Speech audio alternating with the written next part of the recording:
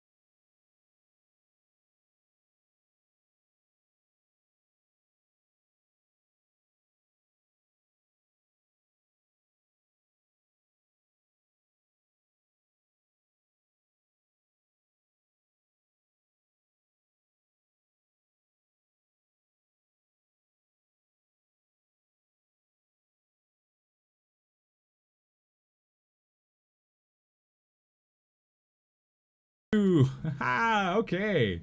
Thank you. Thank you. Laughing Outlaw. Thank you. Indigo. Hey, how's it going? All right. Now let's do this all over again. Welcome to Twisted Die Roller. My name's Charles. It's like old times. And tonight I'm going to be your game master. Let me get a few of the things out of the way. If you do me a favor and take just a couple seconds of your time to look down below in the doobly-doos, the panels, whatever you want to call it, you're going to learn really quick the reason why this channel's here. Last year, January, my daughter was diagnosed with stage 4 nodular sclerosis, Hodgkin's lymphoma. It sounds bad, it is bad, but our family lucked out because Hodgkin's lymphoma is notoriously slow moving.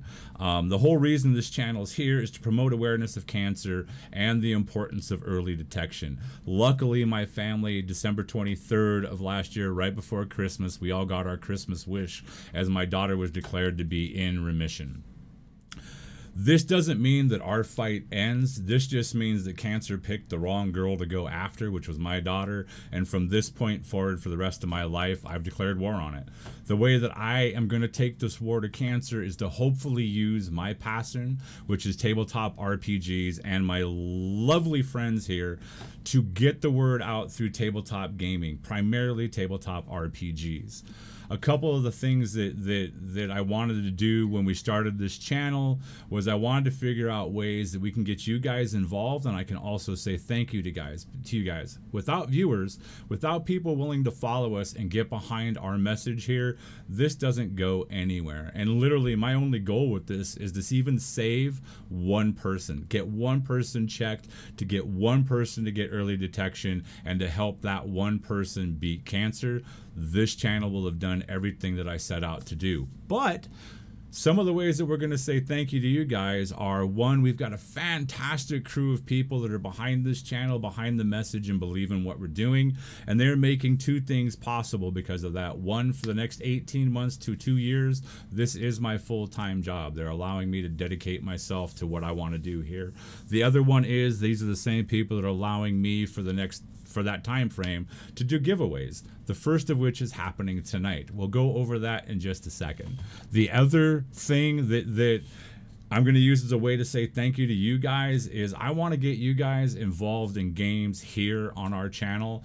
This is something we did about 4.5-5 years ago when we were running a pretty successful D&D 5e stream before we closed it down, and that was to get you, our viewers, to play. And this is how that happens.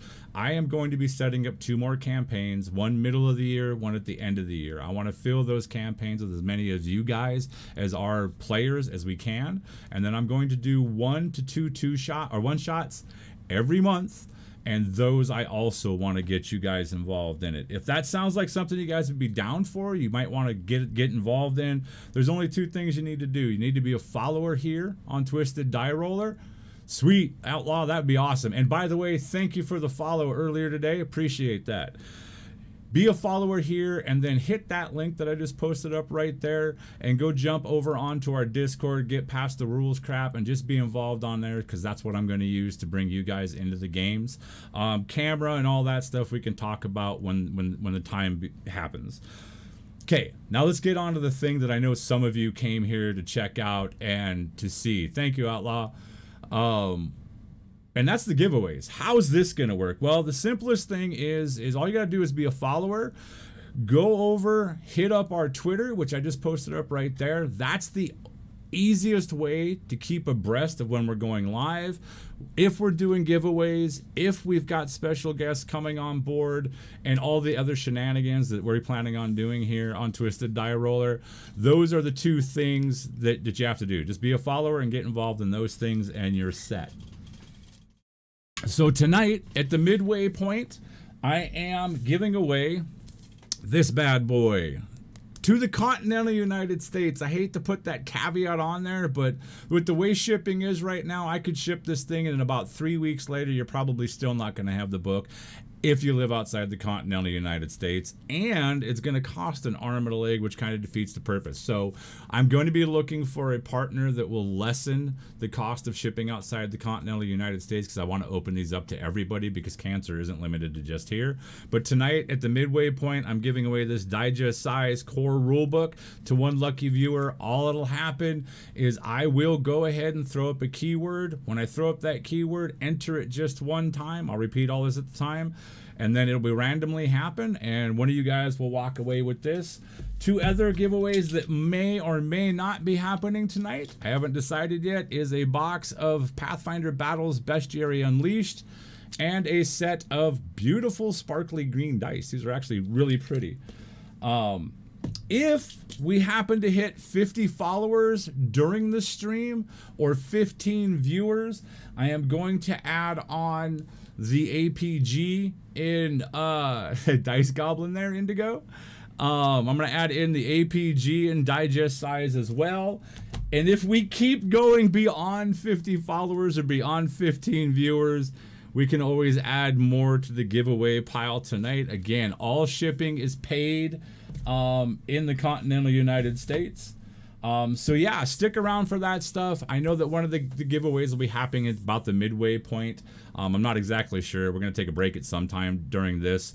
And once we do that, then you guys will be notified of when to enter your stuff, and we'll get things going. I don't think there's a whole lot else I have to cover. Anybody over there in Discord land? You guys think of anything? And all of those looks show me that no, they don't have a clue. Connor's waiting to eat people. I know that with his lizard folk wish. So, anyways, that's kind of what we've got going on right now. We're gonna go over the map and all that. Our schedule's down below, the gear we use, the programs I use, everything I use, all of our information's down below in the panels, in the doobly-doos. Go out, spread the word. I appreciate it. Let me go ahead and give some call-outs really quick. Piusaneus massacred that. Thanks for the follow. Aper MTG, thank you for the follow. Tarzan Abe, thank you for the follow. Laughing Outlaw, thank you for the follow. Classic DM, thank you for the follow. Crimson Nexus, thank you for the follow. And Shauna, we see you. It took you too long to put a follow on us, Shauna. All of these 7 follows in the past 6 hours, I appreciate it. Thank you. I'm humbled that you guys would come spend any amount of time with us. with all the content that's available out there on the interwebs, the fact that you're here to see us, whether it's for a giveaway or whatever, we can't do, or I can't do what it is I want to do with this channel without you guys showing up, without you guys getting involved. I'm totally and completely humbled. So with that being said, let me go ahead, unmute this motley band of hooligans, and get them introduced to you guys. So we're going to go ahead and we're going to start off with the player of Barrage. Connor, go ahead and tell everybody a little bit about yourself and who and what you're playing. So I'm Connor. I've been playing tabletop role-playing games since 2010 and been in love with them ever since. I'm gonna be playing Barrage. He is a lizard folk witch. Yeah. Jeannie. Hi, I'm Jeannie. Been playing since I met Charles, which was about 25 years ago. Played a lot of different systems, having fun with Pathfinder right now. And I am going to be playing a half-elf blessed cleric. Nice. Danny. Stoneface. Hi, I'm Danny. I'll be playing a Ratfolk Rogue Ranger named Sez. Really enjoying getting into this one. Christian. I am Christian. I've played a little bit of role-playing games before, still kind of learning everything, and I will be playing Selenar, Seer Elf Magus. All right. So to set everything up, by the way, Llama Vomit, I see you out there, girl. Hi.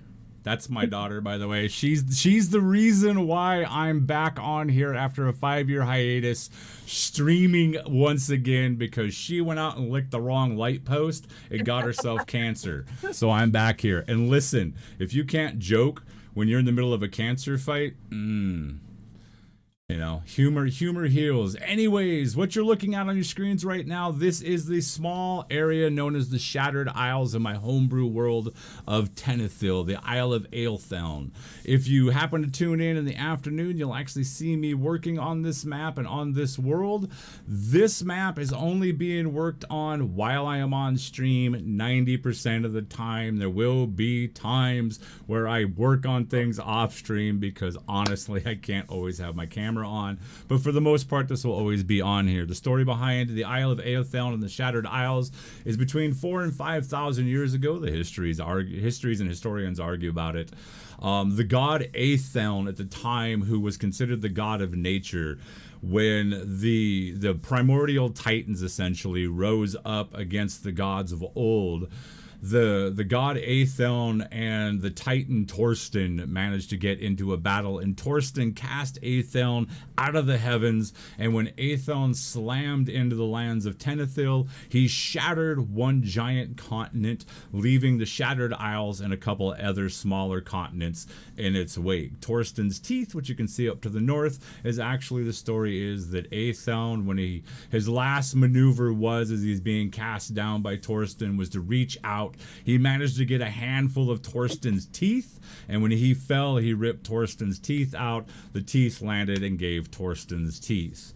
The general gist of it is that when there was cataclysms in this land, the layer that makes up the very fabric of existence, called the Veil, gets torn and gets sundered, and rifts form, and basically tears happen in the veil that protects between not only the plains but other far off lands and stuff like that. And that's essentially what's happened here. Alaria, the Veiled City, where this party of Nerg do-gooders is on their way traveling to, is called the Veiled City because the city was built about 1,000 years ago upon one of these long lost rifts.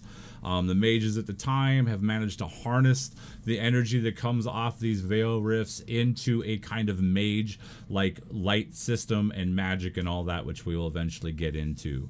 The four of you have been comrades for the past 4 or 5 months, first meeting in the small northern port town of Reston Falls, the home of their rat folk friend Sez.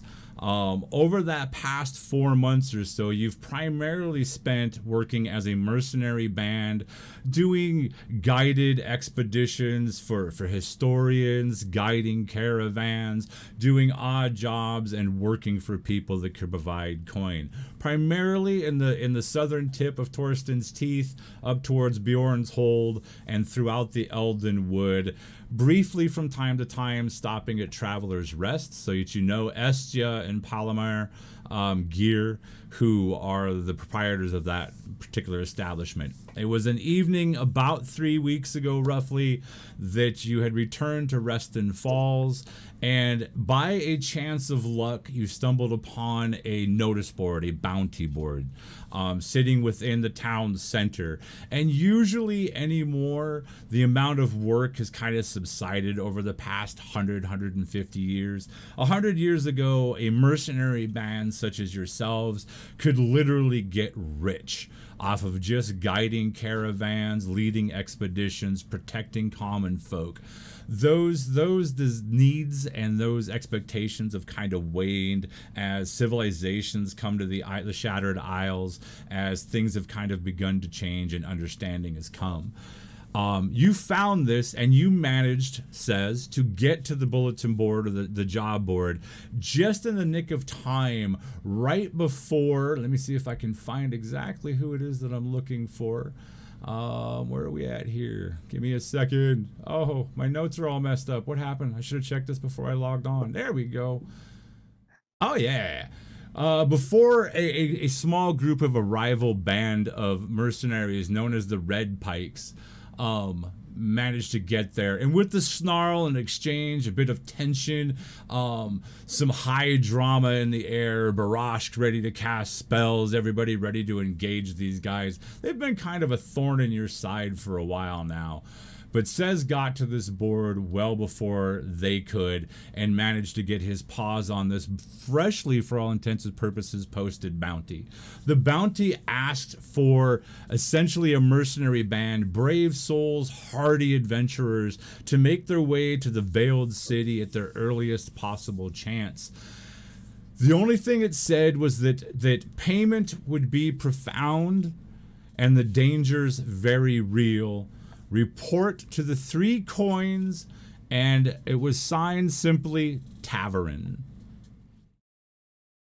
So about 3 weeks ago, with notice in hand, the 4 of you left Reston Falls to head towards Alaria, the Veiled City. The only one of you that have ever been to the Veiled City of Alaria would have, actually within the city, would have been Sez. The others of you, Selenar, Ferlina, and Barrage, you had been in the port itself on the ship that eventually took you around the Horn and over to Reston Falls. I'd like to interject really quickly too that this world is literally being developed as we stream, so a lot of this stuff that you're eventually going to come across as far as locations and stuff like that will be off the top of my head, so bear with us. Gonna make this as organic as we humanly possibly can. You've spent roughly the past 3 weeks on the road, and you find yourself just now coming out of the southern tip of the Elden Wood. You're about a day's travel. You are on foot. You're about a day's travel from the Veiled City.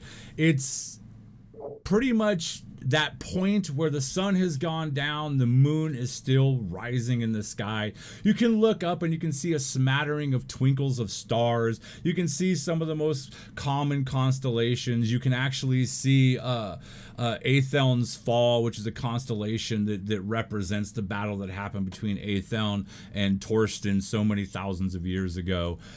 There's a bit of a crisp chill, though, in the air, and while there are no clouds, you begin to see, as you're kind of trudging along, you're off the road, thanks to some quick thinking and all of that maybe you could get there through a shortcut that somebody in Reston Falls told you about. So you're following a seldom used off side cart more than a road. your breath kind of begins to frost out in front of you, and you begin to make your way out of the woods, but you're still managed to be in a small area of hills, kind of just off to the very southern edge of the Elden Wood. Let this load up. Yay! This is also the first time that I have ever used with any kind of regularity a VTT. What we're using is Foundry here, so you have to bear with us on that as Connor teaches me how to use this thing while we're playing. After about 3 weeks of travel, you're a bit weary. The travel has definitely not been, it's been uneventful, but it's definitely not been as fast moving as you may expect it to have been on the main road. Your travels, though, lead you into an area, and I would like everybody to roll me a perception check.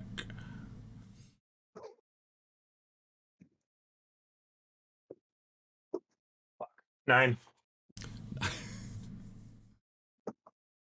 Crit 20. 7. Did you say crit? Crit 20. Nice. 21. 21, Selenar? 7. 7. So it looks like Ferlina and says, as you guys kind of begin to come out of the woods, there's a little bit of wood still in front of you. You can hear this babbling smaller river, or maybe a large creek, kind of careening down through a small little thinned out area. A bridge with 2 lit lanterns, strangely, stand before you. The two of you immediately can feel this shift in the air. You can taste something almost on the air that kind of raises the hackles on the back of your neck. You notice that even with the breeze blowing as it has been, everything kind of dies. It becomes quiet, eerily so. Says, as that breeze shifts and comes across the creek towards you from just about directly north, there's a coppery tinge on the air. Something that really sets you kind of aback a little bit. And as you kind of rack your brain, it kind of rests very much on the tip of your tongue, and you roll it back towards your throat. And as you do this and it touches off your rat-like senses, both your nose and your taste buds pick up on the distinct flavor of blood in the air. Guys, I'm smelling blood. There's definitely something to happen here. Yeah, Blood. I'm kind of uneasy. Reach down and draw a dagger to keep ready. Okay. You all, as Says makes this known, you all obviously see the lights and all that, but you all immediately kind of focus in. You're a mercenary band. You've spent the past 4 or 5 months frequently in combat, frequently fighting beasts, frequently honing your skills. And as Says brings this out, you all quickly realize that everything has gone silent. Not even, it seems like, the trees are willing to move on the light breeze that's there. And you can see that crystalline breath of yours as it kind of trails out and starts to slide up towards the night sky. Crystals kind of form, and you can actually see your breath kind of falling back to the surface of the lands of Tenethil. Yeah, I'm pulling out my crossbow. Yeah, shield out. Okay. I'm gonna grab my glaive. Alrighty. So as everybody kind of armors up, Says you're kind of sitting there, probably processing, trying to find a few other things that have happened.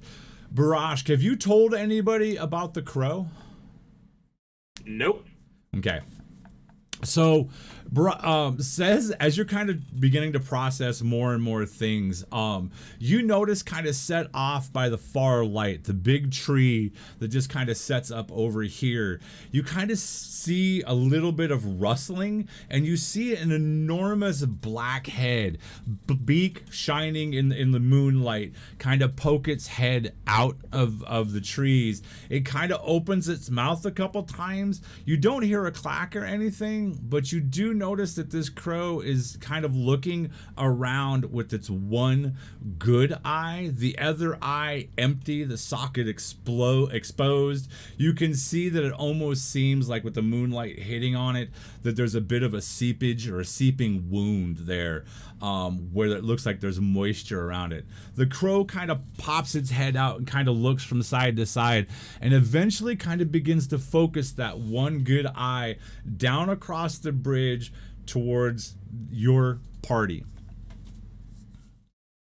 You guys see that? I'm going to kind of point up towards where I saw the crow and see if anybody else. Yeah, Saz kind of points up over towards the tree.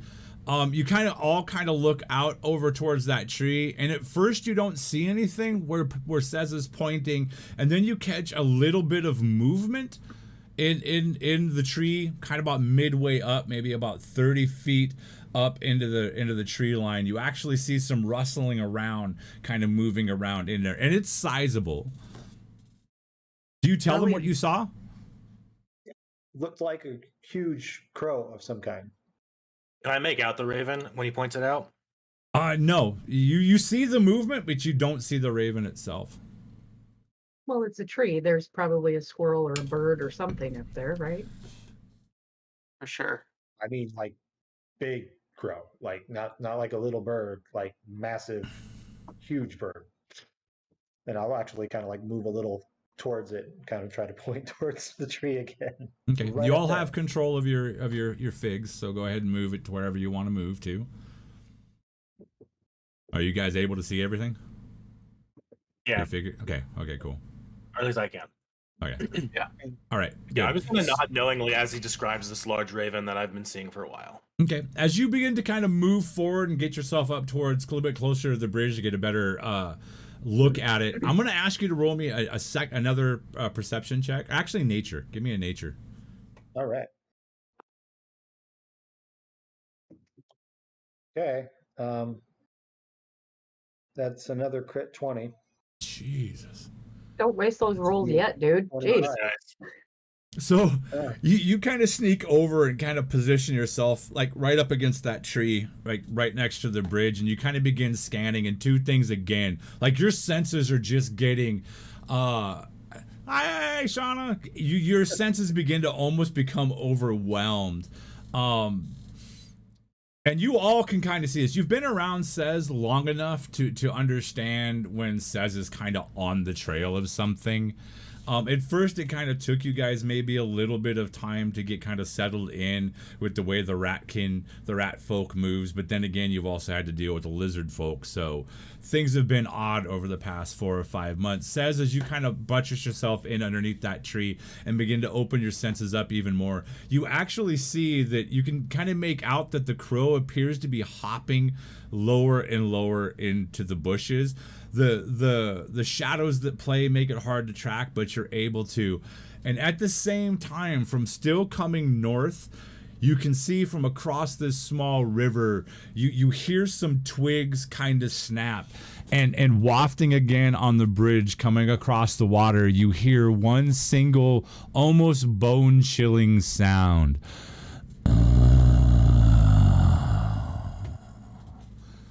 Carried on the breeze. You can also see that the bridge is broken about halfway across. I'm gonna look and see if there's some underbrush or something and move to stealth. Alrighty. Give me a quick second. Hi.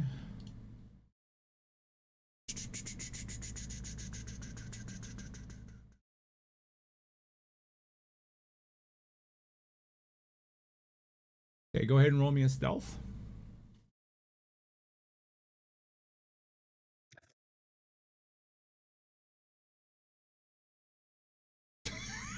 He used all of his 20s already. I know, right? Yep.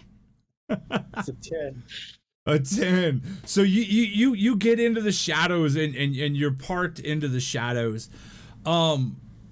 everybody can pretty much still see Says, and this isn't the first time that this has happened. There was an encounter back in the further reaches of the Elden Wood, kind of more northerly towards Bjorn's Hold, where you guys had gotten into a bit of a scruffle, kind of almost a running battle that lasted for about a day and a half through the forest with a rather small band of orcs led by a very large ogre. During this running battle, there were several points where while Sez was immaculate at detecting them and tracking them and repeatedly giving you guys what would have been the upper hand on them, there were numerous points there where he thought he was stealthy, and before anybody could even get a message to him, he blew the surprise. And you kind of see that once again unfolding in front of you. The rest of you are standing there. It's obvious that Sez has picked up on anything. Are you going to try and give any information back to him, or are you going to remain hidden in the shadows? I'll try and signal, back to him Okay. that I see something or hear something. So Sez kind of looks back towards you. Yeah, you're going to use hand signals, or? Yeah, I'll use hand signals and kind of like point in the direction. So where the bird or the movement was in the tree, he's pointing more northerly, almost directly across the raging. Yeah, directly across the raging. It's about a 15-foot wide river, kind of brook, but it looks to be running deep, and it looks to be running fairly fast. What do you guys think? He hasn't I been think on you guys can make it before. across the bridge. There's still some pieces together. I mean, as long as we're not super klutzy, then yeah, we should be able to make it across. But if there's something on the other side, might be sitting ducks out there. I'm going to strip off my robe and my backpack, and I'm going to hand it to Selenar. Hold these. And then I'm going to make my way down towards the river. Okay. As he does this, I'm going to be moving, again, not really well with stealth, but I'm going to kind of try to move to where I might be able to get a better view. Okay. As I move down by the bridge, do I see anything up north where he was pointing? As you kind of move down, the bank kind of slopes, so you're going to have to kind of duck down to kind of see under it. And as you do this and you look off that direction, the only thing that you see is like just a plethora of like tree trunks and fallen limbs and all that sort of stuff. Go ahead and roll a perception, though. That's better. 18. Nice. As you kind of peer over there, you're just about ready to like give up on it. You're having a hard time seeing past anything whatsoever. But you think, as you're kind of like just kind of turning your face away, just out of your periphery, kind of as you unfocus your eyes, you catch a little bit of motion coming from the depths of the darkness that's over there, and you think you see like the glint of metal, and it's kind of silvered out from like the moonlight breaking through the tree canopy. So you see some kind of movement and almost like something metallic reflect just for a split second. You also notice and hear a rustle, not from the big tree up over here, but from the one just down and underneath of it. And as this happens, you see this enormous crow or raven's head poke itself out. No, we are Laughing Out Loud. We are actually doing all rolls in-house. Each of these guys has free reign to roll their own dice. We've gamed together, the majority of us, for at least the past 7 or 8 years. I have implicit trust in these guys. So we're only using the VTT basically as a battle mat. So sorry about that. I will see if someday in the future there's a way that we can work it out, but they're all physically doing it, and it's more or less up to them. I know that people like rolling physical dice rather than digital dice. Anyways, this giant, huge... Yeah, this giant, huge raven's head pokes its head through the tree and focuses almost instantly. Just kind of turns the one good eye and just looks straight at you. Everything around you kind of dulls. Everything kind of goes even more quiet if it's possible. Your focus kind of focuses in almost as if you're kind of pulled into looking at this raven. Are you going to try to resist that at all, or are you just going to kind of get sucked into the gaze?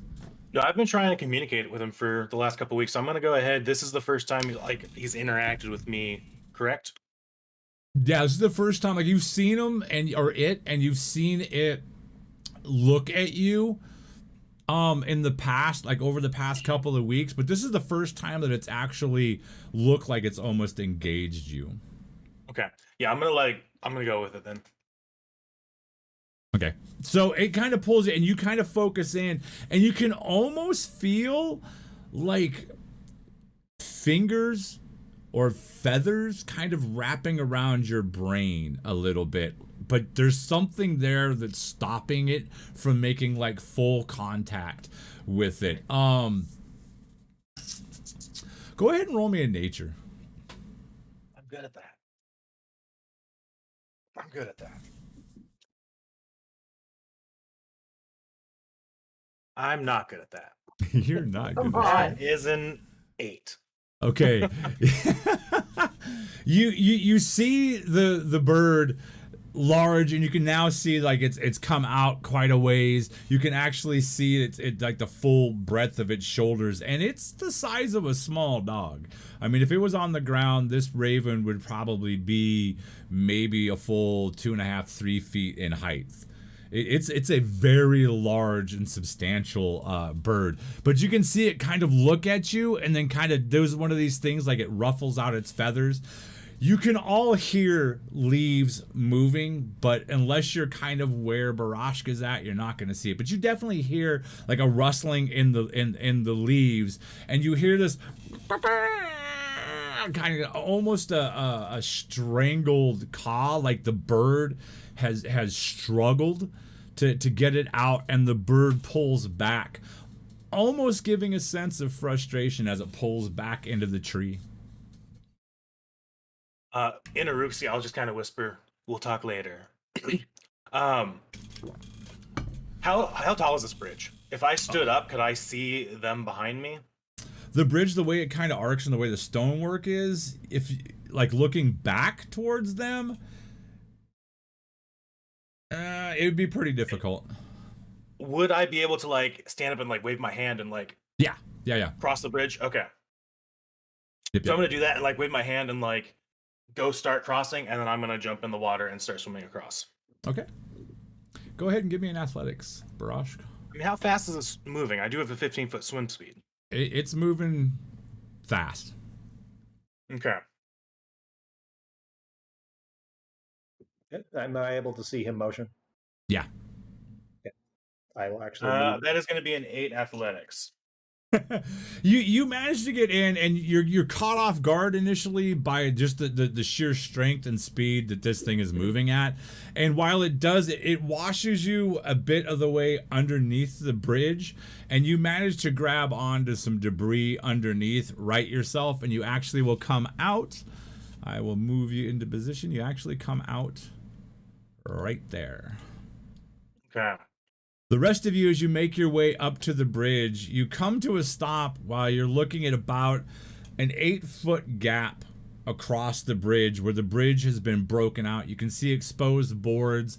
You can see moisture from the water that's splashed up. You can see where there's boards and chunks of wood underneath the bridge itself. You can see where there's a possible way to maybe try and skirt and hop from one side, or you can try and run and make a jump to clear over the water. I'm gonna skirt the side. Okay. I'm also going to try to skirt the side. Okay, Yeah, which I'm side gonna are you? skirt this side. Okay, which side are you gonna skirt? The top The or the left. bottom? Yeah, the bottom. The bottom? I'm gonna, All right. Yep. I'm going to try the top. Okay. Everybody go ahead and roll me. We're gonna go ahead. Roll me. I'll call it an athletics. course, it's a Tenethil. Except for Barrage, who's already over the other side. Does a 14 do it? Yes. Okay. 13. Yes. 15. Yep. You all managed to kind of skirt your way over wet stone, exposed boards or wood beams underneath of it. A little bit treacherous, but nothing that our brave band of adventurers can't handle. As you guys make it to the other side, you reunite with Barrage, and nothing greets you up in front. Does anybody have torches or anything like that? If it is this dark out, yeah, I've got light cast on Yeah. something. And I have Probably low the light tip vision. of Selenar's glaive, since that would be up in the air. Okay. So And I I'd can be also relying do, on light sources from them. and I can do produce flame too. what's the In this reach on the situation. light spell? 60 feet. It works like a torch. Where'd you go? Touch an object. It glows until the next time I make my daily preparations. Nice. Bright light 20 feet, bright light or dim light for another 20 feet. So preparations, or I cast it on something else. Yeah.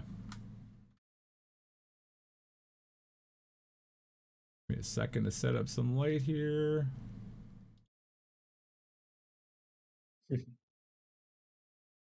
Actually, you gotta do this and then this.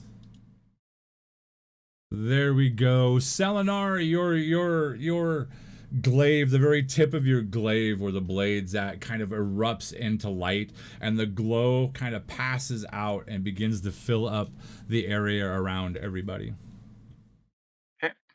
I'll go ahead and take my backpack back, and I'll just wrap my robe kind of around it. Okay. As For we're doing now. this, I kind of look side to side and around, seeing if I spot any movement or anything nearby. Okay. Go ahead and roll me a perception. I'm good at these normally. Is there still the feeling of unease? The feeling of unease is actually beginning to grow quite a bit. The closer, like the more you move into the darkness of this last little bit of trees and broken hills, that smell of blood begins to grow. And all of you now hear up in front of you a series of moans that seem to be coming from the darkness directly in front of you, and a little to the left and a little bit to the right of the road that you find yourselves on. I got a 16 on perception. Yeah, you actually begin to hear. At first, you think it's like something's being drug through the undergrowth and all of that, but then you start to hear kind of a thudding undertone to it, and you begin to pick up the cadence being maybe footsteps, something that's on unstable footing though. Here's something Which? coming Oh, go ahead, Danny. towards the direction that I hear the steps coming. Okay. You know, Which way is the breeze going, Charles?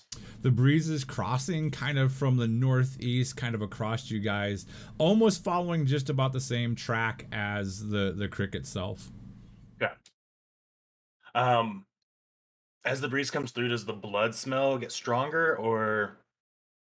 Yeah, it increases like the now that you've moved over to the other side of the bridge, you're all beginning to pick up on this like almost sense of impending doom or dread, tinged by definitely, you guys have been around, you've been in battles, you've slain monsters, you've been with caravan groups where other elves or humans or whatever have been killed during battle. You're familiar with all of these sensations, and you're now all beginning to get this sensation of impending dread or death or danger lurking just almost seems just outside of your vision.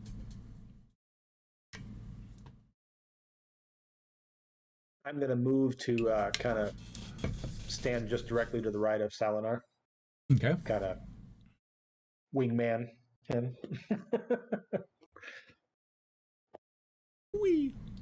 Get the little Because I'm a rodent little up there. bit taller, I'm basically gonna go behind Says and have my crossbow up and kind of doing a little bit of a search pattern.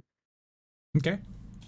as you're all kind of standing there, kind of getting into position, you begin to hear, like, off in the distance, more rustling, like something larger is moving out in the distance. You heard the footfalls, and you're all kind of hearing periodically, like, something will move, and it's almost kind of like one or two footfalls, like thunk thunk, and then kind of a like something's being drug. This other sound is far further out into the darkness, but something else is moving out there that has quite a bit bigger mass or size than whatever's directly in front of you. And as you're kind of standing there and kind of allowing everything to kind of overcome you, is anybody going to do anything, or? I'm feeling motion. We should move forward to where we can identify what's coming here. Yeah, I'm gonna move forward. I don't Okay. want to be stuck fighting on this half-broken bridge, guys. I don't know what's coming. No. Yeah. We should find more favorable ground. Okay, you feel free to move your icons there, move your characters. We are not in combat, so as yeah, that works perfectly. So as Selenar's light reaches out into the darkness and passes it over, what? There we go. You see two different figures kind of moving around almost aimlessly, one directly in front of you, the other just off to the side, half hidden in the shadows. On both of these figures, you can see desiccated flesh. You can see where flesh has been either torn away or gnawed on or eaten, but there is no, like, moisture. There's no blood or anything like that. The skin is kind of gray and ashen and leathery. You can see on the one that's directly in front of you, you can see where, like, the arm bone has been exposed and the flesh is kind of peeled down and kind of hanging where the hand, kind of marring your vision of the hand. They're both just kind of like aimlessly almost waddling around as if just looking for something. They don't seem to have necessarily seen you yet. I'm gonna move this guy a little bit back over. Let's go ahead and roll initiative. Just in case. Barrage. 24. Holy crap. Says 17. 17. Ferlina. 16. And last but not least, Selenar. 25 with the natural 20. Ooh, okay. Sweet. So, since you rolled a natural 20, I am going to give you, essentially, you have the choice to decide. If you want to engage these things, you're pretty sure from where you're at and the fact of the way they're moving around that they have no idea that your band is still is anywhere in the area. They seem completely preoccupied with other things. And as the one from the right side moves out more into the road, you see something fairly disgusting on him as you realize he's got what appears to be an arm that he's kind of dragging, and every once in a while this human arm slaps on the ground, and that explains the kind of dragging sound you've been hearing. But you have the ability that if you would like, you can go ahead and engage them and maybe even get the jump on them for a round. I'm gonna turn this says and kind of be like, do we go for it? What do you think? They don't know we're here. I'd say go for it. I got your back. All right. I am gonna run up to here. And then swing my glaive.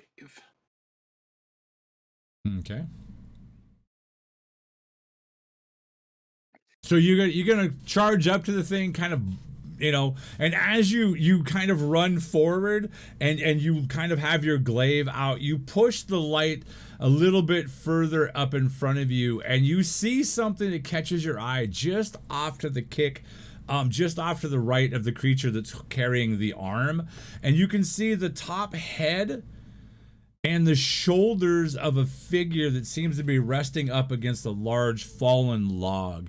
And you can see that the side of the head, as the moon kind of washes its light over it, you can see from the side of its head that it's had its skull, its scalp kind of peeled down, and you can see glistening blood and the white yellowish refraction from the skull underneath it. As you come charging up, these things both still don't seem to recognize that you're there, and you realize they're both kind of focused on this small stand of bushes that are just off at the very far edge of your light. So you do have the ability to launch an attack if you would so like to do.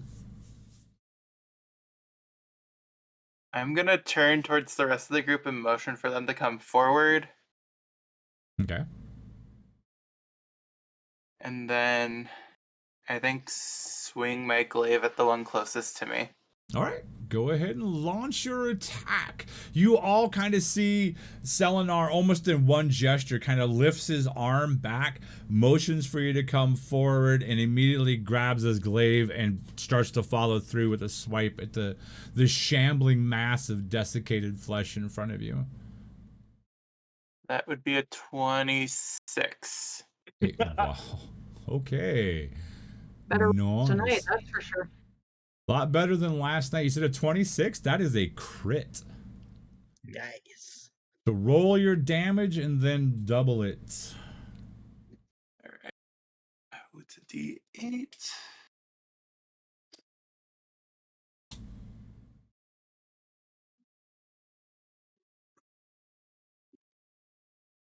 It's a D4. Where did my D8 go?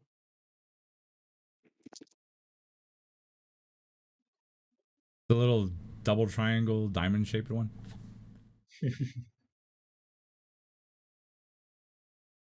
Like these.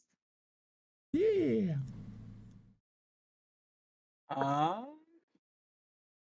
That would be 24 points of damage. I rolled an 8.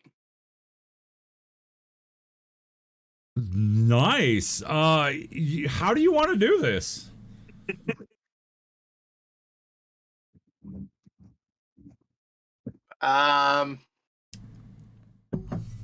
Don't overthink I want to it. come down with the might of all the just mighty swing right through the center, splitting it in half. All right. The anime. Yeah, you see as says, or not says, but as Selenar kind of does the wave thing and brings his hand back. His hand comes out, reaches in front, and he brings the glaive up around his head and drives it straight down, blade first, down on top of this shambling mound of desiccated flesh. You hear it hit, and it sounds like it's hitting basically dried up wood and overly dry leather. You hear this tearing sound, the snapping of like twigs, which you can only assume to be bones, as his glaive shears through 1/3 of this creature. Your glaive crushes all the way down, deflects off of its hip, and kind of comes out and slinks, and you actually catch just the very edge of the log as you kind of redraw and bring it through. The creature kind of takes a half step and kind of warbles just a little bit. It kind of finally kind of looks back at you, its eyes kind of wider. It looks at you, and you almost think for a second that you see a human expression of surprise as the thing realizes you're there. And then you see a hunger flash in its eyes as the hand reaches up to go for you. And as it does, the hand, the shoulder, and the entire side of its rib cage just kind of slough and slide off and just drop to the ground in front of you. The thing is kind of like, and just falls over backwards. This has alerted the other one, who was beelining towards the bush. So let me go ahead and turn him around. And you can hear further movement off to your right. That was one action. You have 2 more actions in the wonderful Pathfinder 3 action economy.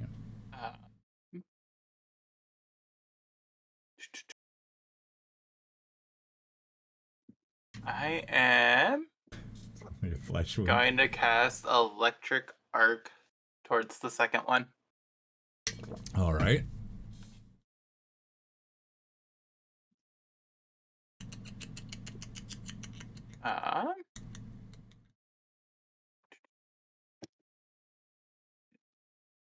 Is there a save? It is basic reflex, Okay. What's the DC? 17.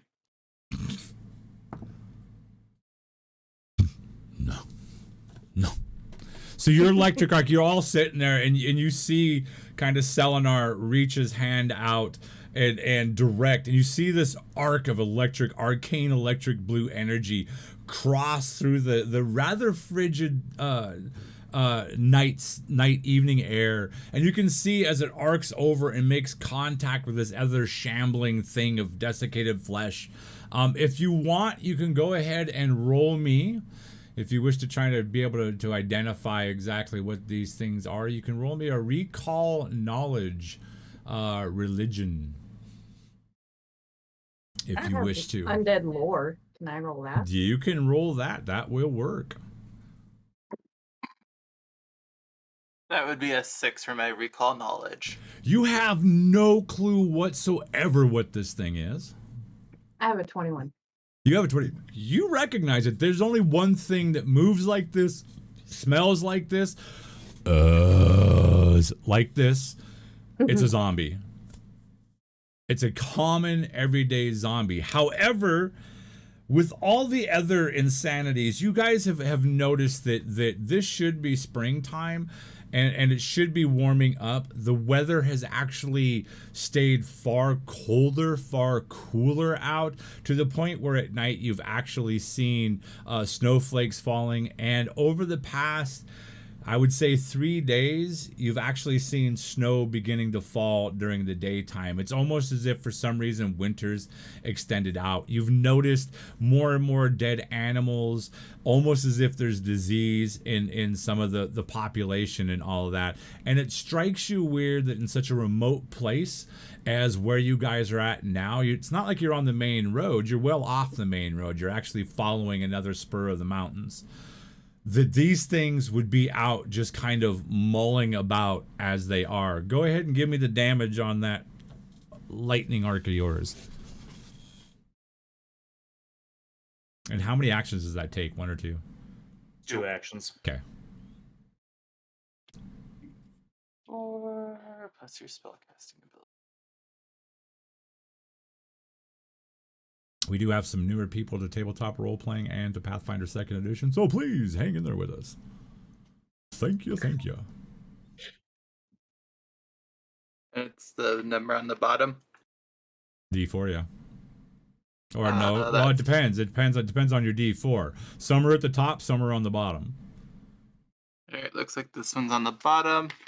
Okay. That's a 4 plus 7, that'd be 11 points of damage. 11 points. It seems like Selenar is feeling a bit greedy on this chilly night as he seems to be wanting to do everything. And you see this arc slam into this zombie, and the zombie stiffens just briefly. And when it stiffens, you got to realize its muscles are not limber as they once were. He's a little bit worse for the wear for his age, that sort of thing. And when the arc hits him and he does this, you actually hear like ribs crack. You actually see maybe a hip bone pop out of place on the side, and it does one of these things. It looks like it's about to teeter and maybe fall over, but it manages to right itself. You can see that the arc has left its flesh kind of smoldering, so you see these little wisps from the electricity kind of fluttering out and all that. Crimson Nexus, thank you for joining us tonight, and thank you for your follow earlier. Super appreciate it. So you see this thing kind of spark out and all that. But as this happens, you hear it kind of, and it kind of lets out a grunt. And it seems to be answered from your right side. On the other side of that log, you hear several more of these creatures, you can only assume to be other zombies, moving around. Everybody else, you have surprise. So I will go ahead and give everybody else actions, and we're gonna go ahead and start with Barrage with his 24. All right.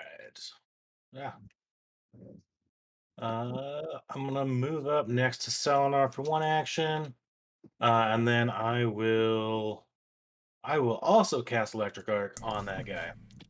DC 18 save, basic Okay. reflex save. Nah, this thing is like still half jittering, like he's trying to break dance, and kind of putting his foot out, trying to turn. Its head's kind of cranked back, almost owl-like, looking back towards the pair of you. But yeah, no. Go ahead and roll No damage. chance he rolled less than an 8? No, roll a 14. Okay. Damn it. All right, he takes 6 points of lightning damage. And as the thing you can see it kind of begin to right itself. And without any rolls, you can see if it was possible for a thing of dead leathery skin and bones and joints and ligaments and tendons that are all dried out and tired, if it would be possible for this thing to muster a look of frustration, this one would have. Because as it's trying to turn around the first time, it gets shocked, and as it continues to focus and try to turn again, it gets zapped again. It warbles a little bit, but it doesn't actually go down. You can see now even more. So this thing standing there, skin is charred. You can actually see where bits of its flesh have maybe sparked to life with flames, and you can see all of this happening. Now the flames do come up though, and produces kind of one of those, like if you ever were your kid and you took the flashlight to tell ghost stories, it gives it that kind of glowing orange effect to it. But it does manage to turn, and as it turns, you hear and see another pair, one from further up the road enter into the fray, and one from off to the right side entering into the fray. This one's dead, right? No, this one's actually somehow still standing. Its entire body, like bones are charred on the end, bits of flesh are starting to ignite. It's got smoke just billowing off of it. But it's standing there, and it's just kind of looking down towards the pair of you. Next up would be Says. All right. I am going to move up to flank Selenar, like I said I would. Okay. And then I'm going to draw my loaded hand crossbow and fire a bolt off at the zombie on my right that I see coming off. Okay. So kind of as I'm coming up behind him, I turn, pull the crossbow, and fire. All right. And that is going to be a 23. Did you say 23? Yep. Plus 8 to hit. So That is a crit. awesome. So, yeah, a lot better than last night when we were playing Swords and Wizardry and you guys died to a bunch of rats. Hey, at least I killed a few first. Roll on the I double. say they surprised Yeah, me. roll and double. So it's going to be 6 damage from the bolt. 6 damage from the bolt. So the bolt slams in to the zombie. Oh, nice. Slams into the zombie, and you can hear it crack through ribs. You can hear it crack through, like, its skin, tear through its skin. And off past the zombie, you hear your bolt tear through and thunk. You hear it kind of click off what sounds like rock and then thunk into something wood. The zombie taking, what'd you say for damage? 6. Okay. The zombie kind of continues to kind of just lumber forward. You see an old rusty sword hanging from its side barely. It looks like it's not even being held by like the leather belt. It's more held by like being pinched between its hip bone and whatever bones are in that area. It just kind of, as it kind of goes to move forward, it kind of looks down and looks back up at you. And when it looks back up at you, you see deep within its eye sockets. You can see it's hollowed out, it's empty, but you see for a brief second a flash, like almost a light pulse of a deep crimson light. It kind of comes to life. You see the creature as it steps, kind of puts its foot out and steps forward. You can almost see it almost like straighten itself, and you can almost see some of it kind of its mobility come back for a split second, and then the light fades and you can hear it kind of goes back to being what it was. That was one action. You have two more, my good friend. All right. I will go ahead and reload the crossbow, and fire again. Okay. Hold on. Reloading is how many actions? One? Moving's an action, drawing's an action, firing's an Okay. action. That would have That been was three actually right three there. actions, Yeah, that'd have now been that three you right mention there. it. Yeah, Thank because Tom. you moved. You loaded and drew. draw. Yeah, you drew. Fired. right. Yeah, okay, so that's three actions. So you're done. So for Lena. But to answer that question, reloading depends on the weapon. I Okay. believe a hand crossbow's reload 1, whereas Okay. like a heavy crossbow's reload 2, which would take 2 actions. Been running too many other things. I need to get refreshed with Pathfinder 2nd Edition.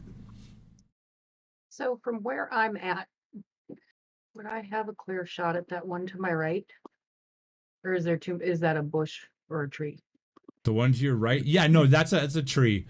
You can actually, yeah, you're underneath. You've got a clear line of Okay. sight to it. I will fire my crossbow at him. Okay. So crossbow is, yep. 15. 15 does indeed hit. Sweet. It's not a crit though.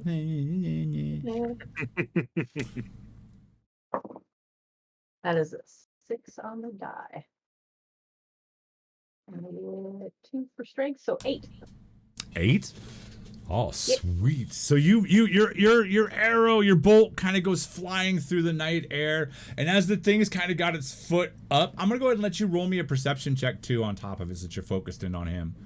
Actually, I did that wrong. Crossbow's a D8. I rolled a Okay. D6. Okay.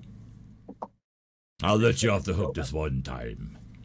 That was a 7, and that does not have a bonus, so 7 Okay. points. All right. So as you're go ahead and roll me a perception check really quick. Okay.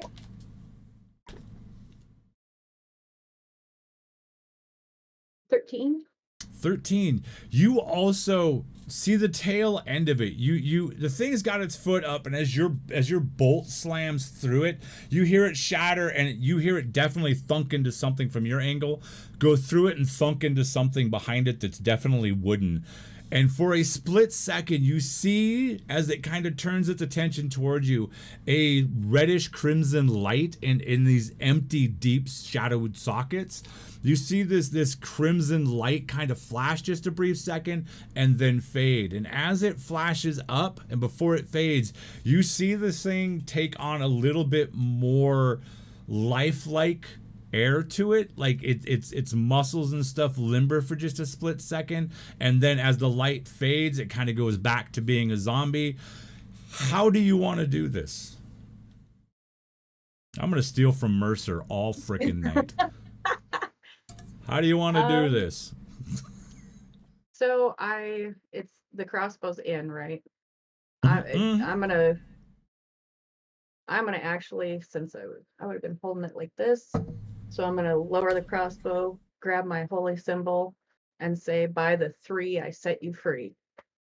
Okay, as you do this, you don't know if it's actually the Fate Weavers like channeling down through you, like your divine energy, or if it was the bolt. But the thing kind of staggers for a little bit. Its legs still in the air. You can see its head kind of tilt and lumber backwards, and it almost feels like maybe something's grabbed it, and it just kind of, its knees buckle, and instead of falling forward or back or to the side, you see it just kind of basically crumble down upon itself. Alrighty. Is that the last one? No, there's still the one up on the road, and you're Okay. still hearing more coming off into the darkness, kind of off towards the right, past the Okay. edge of Selenar's light. I'm guessing that would have been about 2 actions there, so I'm gonna reload my crossbow. Actually, no, that was one. That was 1? Okay. Yeah, because you had already Then- previously stated that you were going to have your crossbow out and readied, so you didn't have to Yeah. draw it or load it. So you took 1 to fire. The whole thing with your holy symbol, that was just flavor, Mhm. so that wasn't an action. Okay. Then I will Yeah, Connor. reload. I was saying it's a free action to release from your weapon. Yeah. It's only one action to resettle into the proper position on the weapon. So Yeah. like to re-grab the glaive or settle in the crossbow. So you technically have 2 more actions left. Yeah. I am going to obviously reload the crossbow, and then I will actually move forward towards that one. Okay, go ahead and move. That's the rest of your action. And that ends our wow, this guy here is also, he's down too. Is that right? Yeah, the one Yeah, that's what I right- was asking. That's what I was Yeah. asking. That guy was gone. that one. Yeah. Let me get rid of him really quick.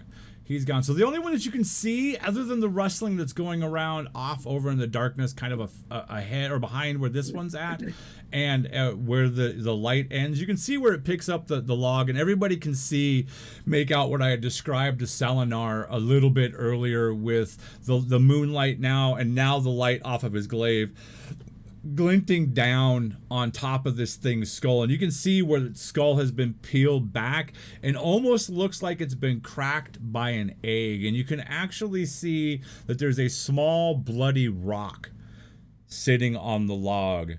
Possibly somebody used that as the one that's further out kind of lumbers forward just a little bit. It doesn't have any life to it. It's just kind of aimlessly moving forward towards you. You all now are on to regular initiative. So Selenar, with your mighty glowing glaive, which does look fairly impressive, looks highly magical with Barrash's light on it. You've kind of got a glaive saber going on here, a light glaive. You have 3 more actions. Christian, I will point out you did cast a spell as your last action last turn, so you can spend your first action entering your arcane cascade.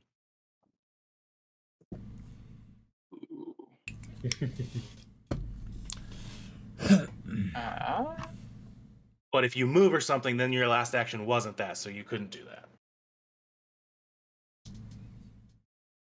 I'm going to go ahead and give you a second to think about it. I need to step away really quick. I'll be right back. The correct answer is why not? Yeah, I think I'm gonna do that.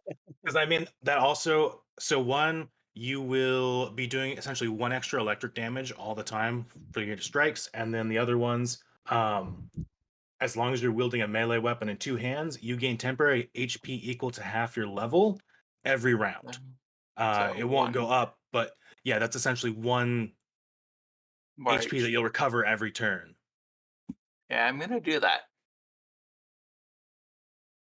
Me I'm think so That's glad the you already best. know all this, Connor. That's awesome, right there. Yeah, I've got all your classes Yeah. pulled up on archives right now, so I can help Thank you you. along. Wink, wink. Thank you. Hunt, pray. Wink, wink. Hey, you can do this.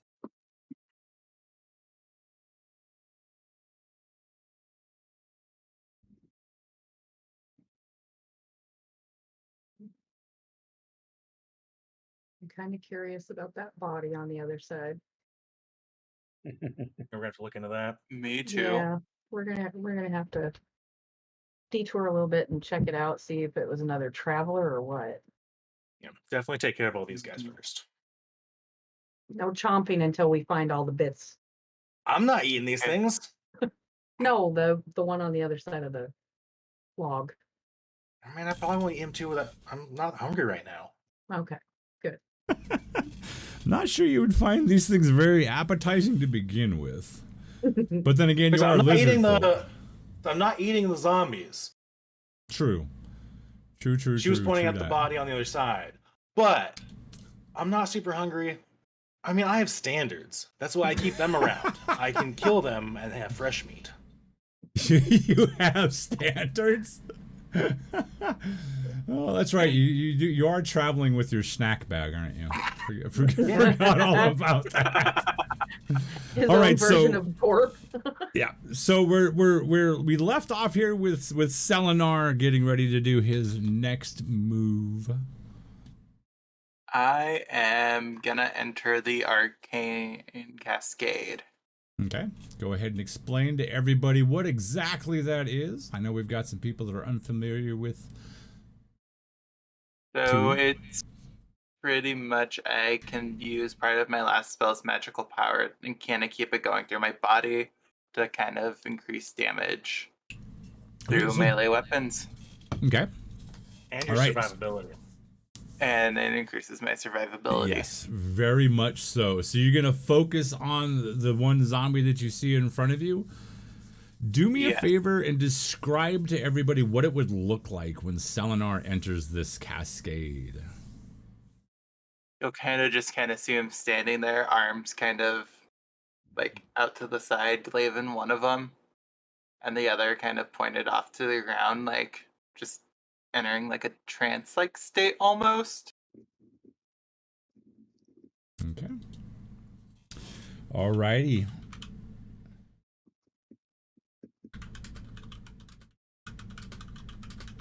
That was only one action to enter that. Two Christian. more actions yet. Yep, you have What are two you more doing now? actions.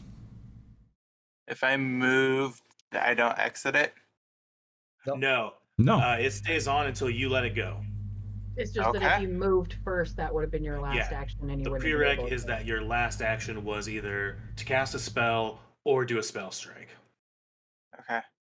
I am gonna move there and then swing the glaive at the zombie. Okay. So you all see like Selenar kind of standing there doing his maneuver, and as you've always seen him do in the past in battle when he's gone into this cascade, he takes his left foot, kicks out the glaive from the base, and as it flips into the air, he catches it with his hand, goes forward, and swings at the other zombie, leaving kind of an arc trail too off of the light at the end of the glaive.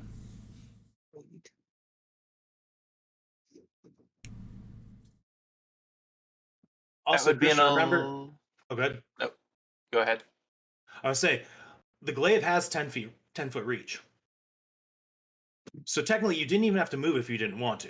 Yep. So can you make out the grid? Can you see the squares? Yeah. Each one of those is 5 feet. Okay. So yeah, you could have stayed where you were and still done it. Yep. Well, shoot. Well, That's all right.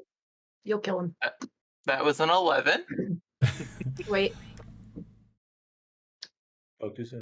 Selenar steps forward, kicking the glaive up, and this time you can see for a split second, maybe something's got him unnerved or something, but for a split second you see him kind of almost miss the haft of his glaive, and it throws his attack off as he comes swinging around. A breeze kicks up, some dust gets in his eyes, the zombie leans just a little bit strangely off to one side, but his glaive comes a mere paper's width from taking across the neck of the last zombie, and as Selenar pulls through, everybody almost expects to see like the head fall off, because the first time he cut you're expecting that, and all that happens is the zombie just looks at you. Its mouth, which up to this point all you could see was like where lips would have been and torn flesh and rotted teeth, it just kind of, you hear this kind of popping sound, like as the mouth just kind of drops open in front of you, and it just kind of towards you. That was Selenar. Barrage. All right, so we're only hearing movement off to our right now, correct? Yeah. Well, off to the right and up past where this guy's at the edge of the Okay. light.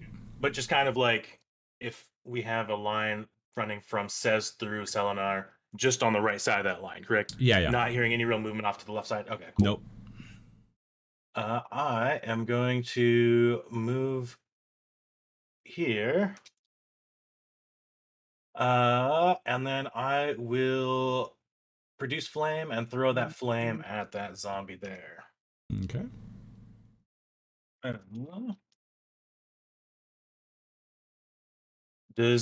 believe that's a +6. +8. Does an 18 hit? An 18 does. nice. Right.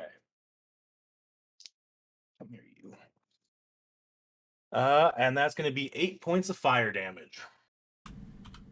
8 points of fire damage? All right. So you see like flame come out, and as it hits Like a firebender.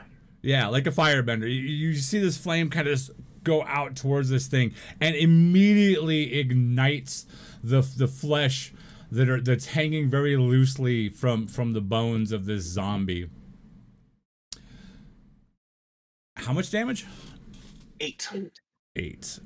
You can kind of see the thing kind of twist a little bit. Its jaw still hung open. You can almost picture like an earthly howl coming out of its mouth as it begins to become engulfed with flames.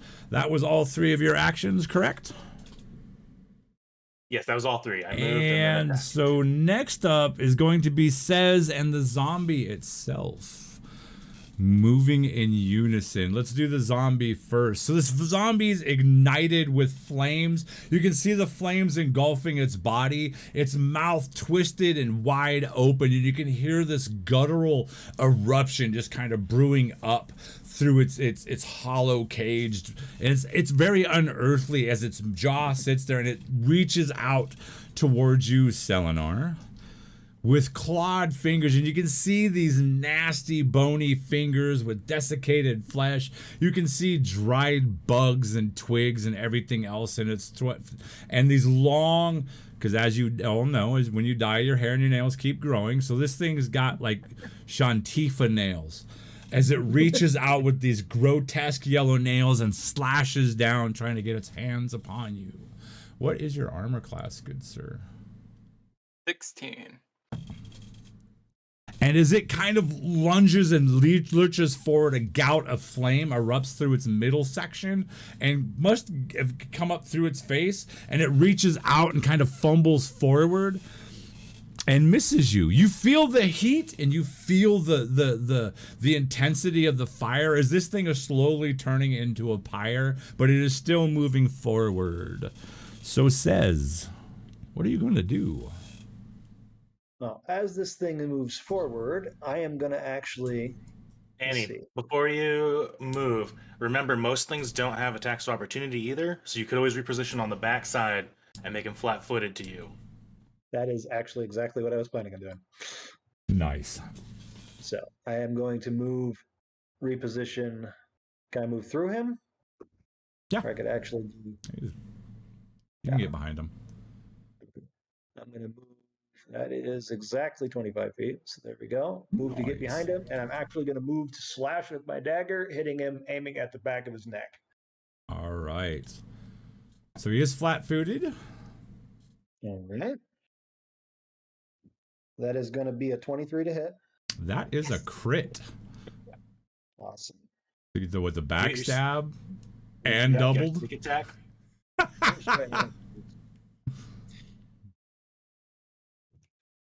Okay, so plus this precision damage. So Jesus. it's gonna be 7. Do I add the sneak attack after the crit or before doubling? You double all that shit. Yeah, you double all of it.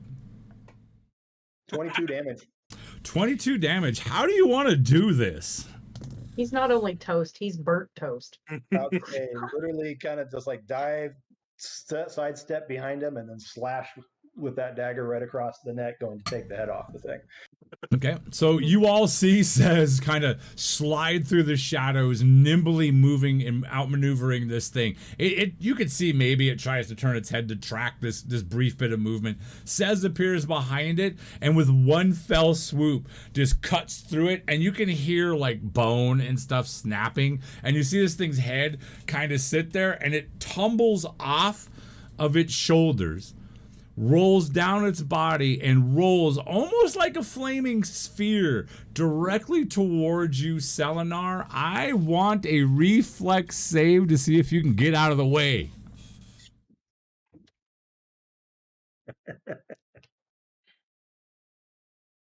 Screams, picks up his skirt, runs to the side. That's an 11.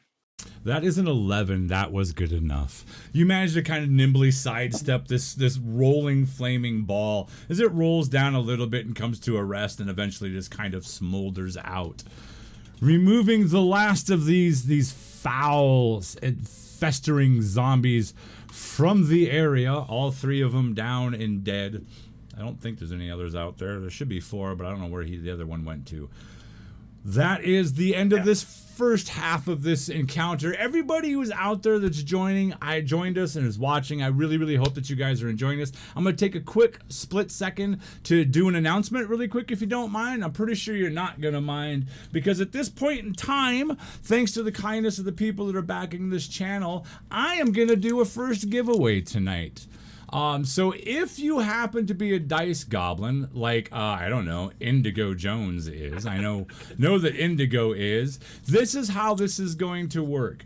From this point until, for about a half hour until we take our first official break, if you type the word dice goblin into chat, I'll put it out there for you. I am not eligible to win this. If you type that word, type it just one time in our chat, and only one time. If you do it more, it has to be one word, Indigo.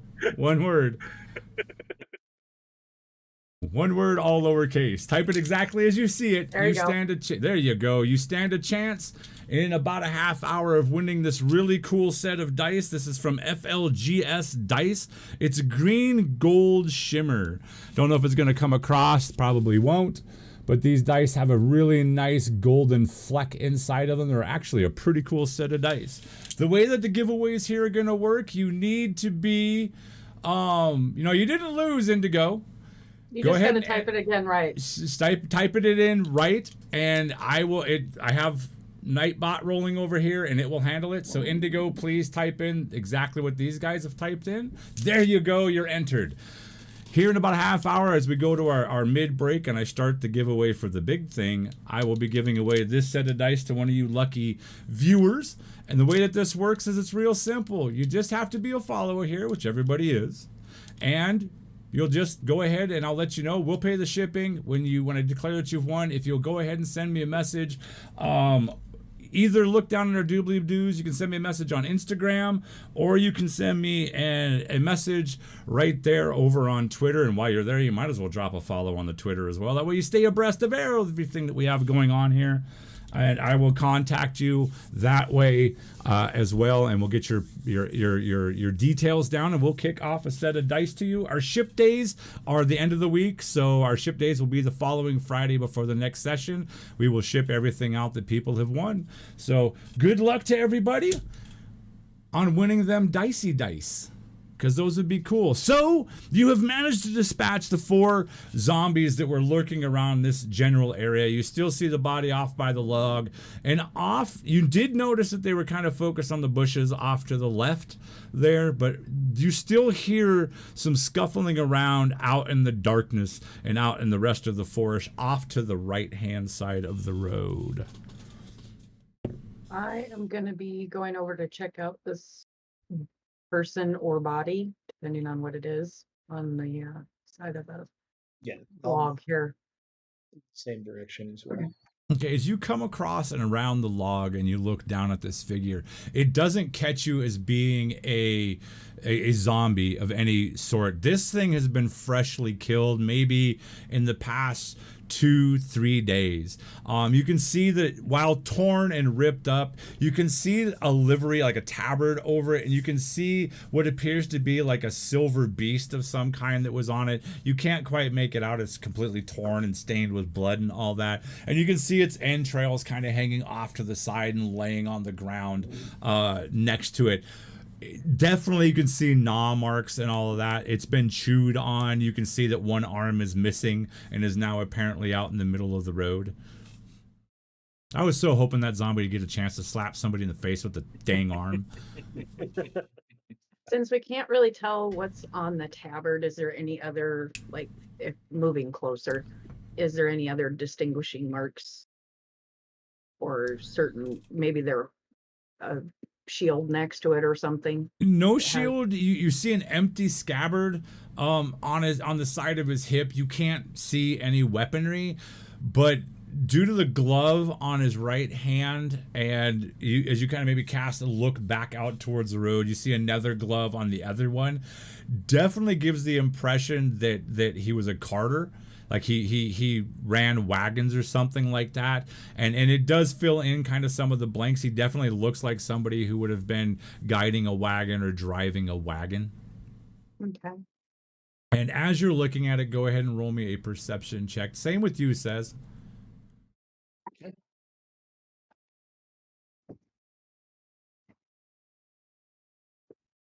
11 for me. 11. 20 non-natural. Okay, Says you definitely you're probably sensing out more off towards the north in the darkness, as you can hear maybe one or two light bits of movement moving around out there. They seem further away and maybe getting further away. Ferlina, you catch the whiff of blood, offal, like intestines and shite being all over the place, but you also smell sweaty horse flesh, kind of coming from the two rather large trees that are kind of directly in front of this body. One thing about it, does anybody else have like light spells or torches or anything? I have torches. I have torches. I have produce flame. You're gonna Okay. strike up a torch, Ferlina? Yes. So we should probably, if we're gonna explore, we should probably have more than one source of light. Hey guys, I'm getting the sense that there might be some horses around here. This guy looks like he might have been like somebody who drove a wagon. Might want to check out some of these noises. Maybe it's the horses that got off the path. And I'll move up towards Ferlina as she's talking. Before we head off into the woods, let's check these bushes to the Awesome. north that the zombies were looking at. Okay. Yeah. That works. Try and get Ferlina's stuff set up here. Oh, that means I can't move yet.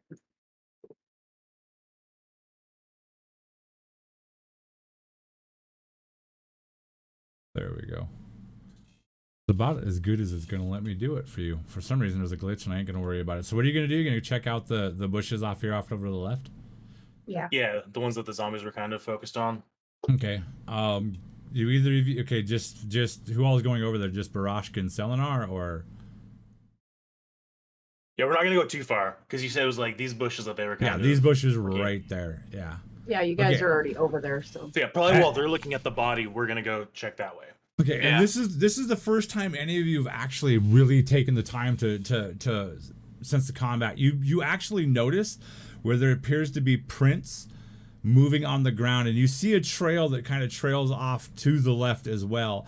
But in the bush, you actually can see what appears to be a pair of booted feet sticking out from just underneath the bush itself.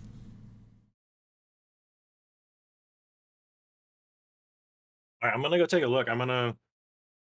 Is it like it was crawling into the bush, or like somebody was trying to push it into the bush and hide it? You're gonna kind of get up over towards that bush? Yeah. All right. Do you have anything that's emitting light? Well, there you do. Now you do. And as Selenar. Selenar approaches with you, you see a body kind of almost looks, and you can see some smears on the ground and where the underbrush has been disturbed, as if something was trying to crawl its way in. And you see this body, and at first it looks very much like you would expect somebody who's been driving a wagon, that sort of thing, or a traveler to look like. But something catches you off about it, and that is the fact that this figure is female, and the clothing that it wears is upper middle class, definitely maybe a traveler or something like that. Okay. I want to go take a closer look. I want kind of same thing they were doing, like signet rings, anything to get like a identifying. If I notice any unusual birthmarks, that sort of thing. As you kind of pick your way through it and kind of look around on it, there's no real identifying marks. It's female.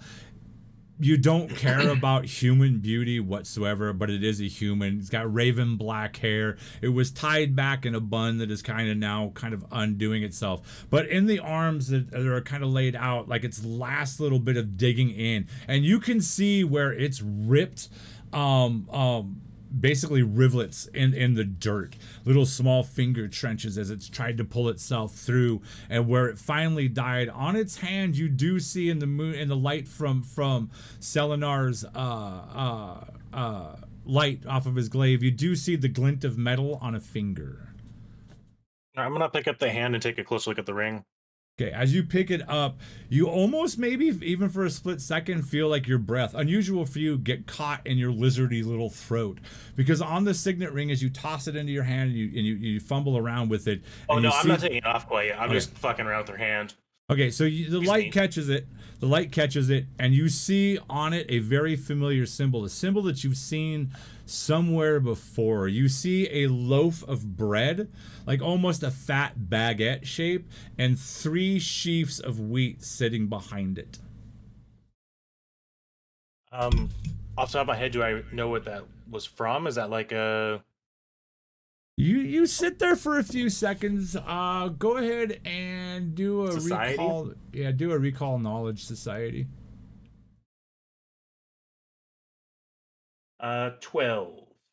That is good enough. Your mind kind of reaches out, and at first you go back quite a ways, maybe back to the Black Mirror, and all of that. But as you kind of quickly come forward, you do recognize it as being a symbol that you saw hanging on a bakery at the Traveler's Rest. Again, the Traveler's Rest, which kind of sits at a crossroads in the southern portion of the Eldon Woods, is owned by a small collective. It's not really a village per se. It's a massive traveler's inn, as well as some outbuildings, a bakery, a blacksmith, and things such as that nature.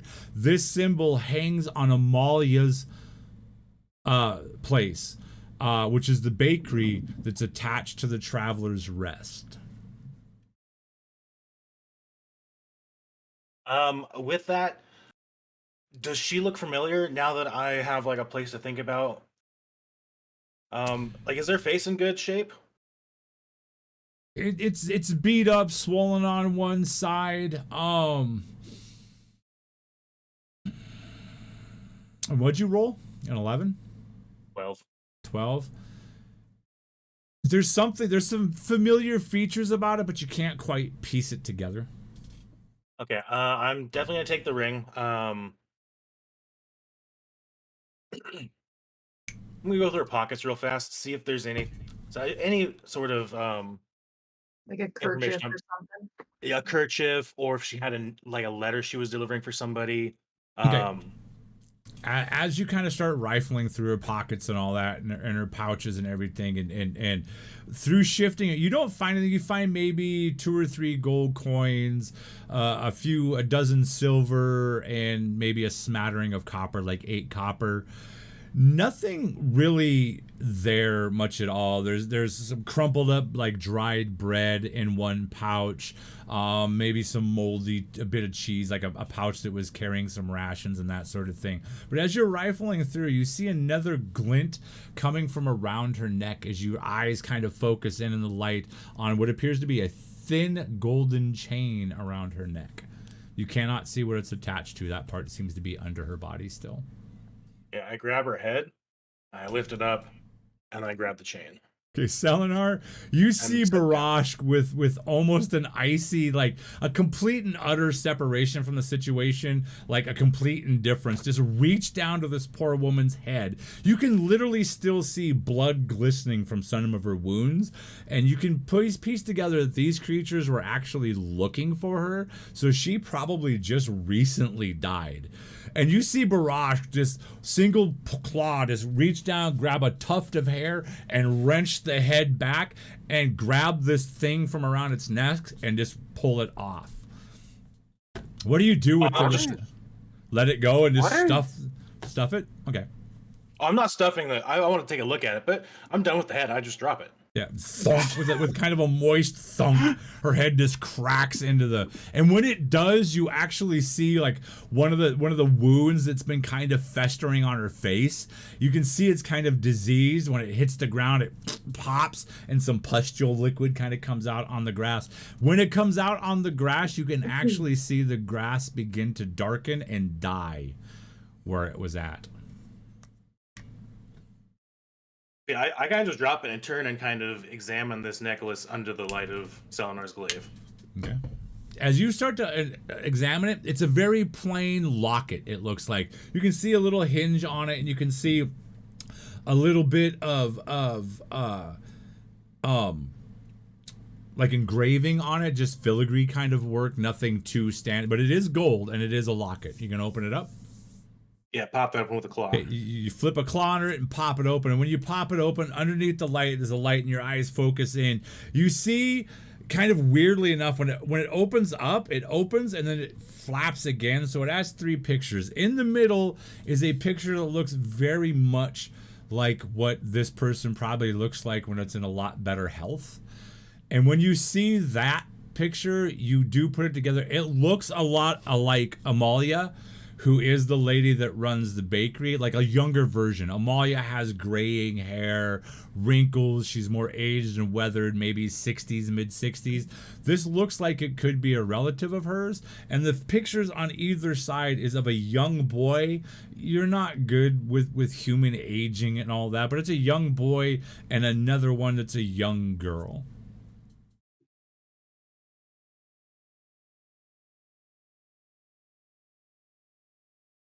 I will turn to Selenar.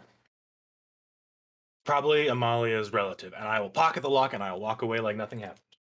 When he says Amalia, probably Amalia's relative, and he turns and just kind of starts walking away, your jaws just exactly. You're just kind of like, as this tumbles into your brain, you can figure out Amalia owns the bakery at the Traveler's Rest. She's an elderly lady, human, graying hair, black and gray, kind of salt and peppered, wrinkles, a very joyful lady, very rugged, and you are particularly fond of this snowberry pastry that she made. As a matter of fact, you even still have one in like your bag that's wrapped up and been preserved, that you've carried with, saving it for a special occasion. Your heart probably sinks a little bit on hearing that it's probably a relative of Amalia. Barrage doesn't care. He's completely indifferent to this lady's plight, or probably any living thing's plight if he can't put it in his gullet. Just kind of pushes past you and moves off. Yeah. So while this is going on and we're over here investigating this other guy, I kind of look up towards Farlina. So I don't know a lot about magic or gods or stuff, but dead people are supposed to stay dead. Do we have to worry about this guy? And I kind of nudge him with my foot just to make sure he's not going to move on me. As you nudge him, he kind of slumps a little bit off to the side, and as he does this, you see in the blood, it's blood soaked, but you see a fairly stout pouch underneath him. He doesn't come alive, but you hear, as he kind of slumps to the side, you hear an exit of gas and a kind of a as he slumps to the side, exposing the pouch. I will investigate the pouch. All right. And I'm going to use my knowledge to figure out whether or not we got to worry about these things becoming zombies. Go ahead and roll me. Let me pull my notes back up here. I was waiting for that sort of thing from you. Go ahead and roll me. Well, you've got undead lore, so go ahead and roll me an undead lore.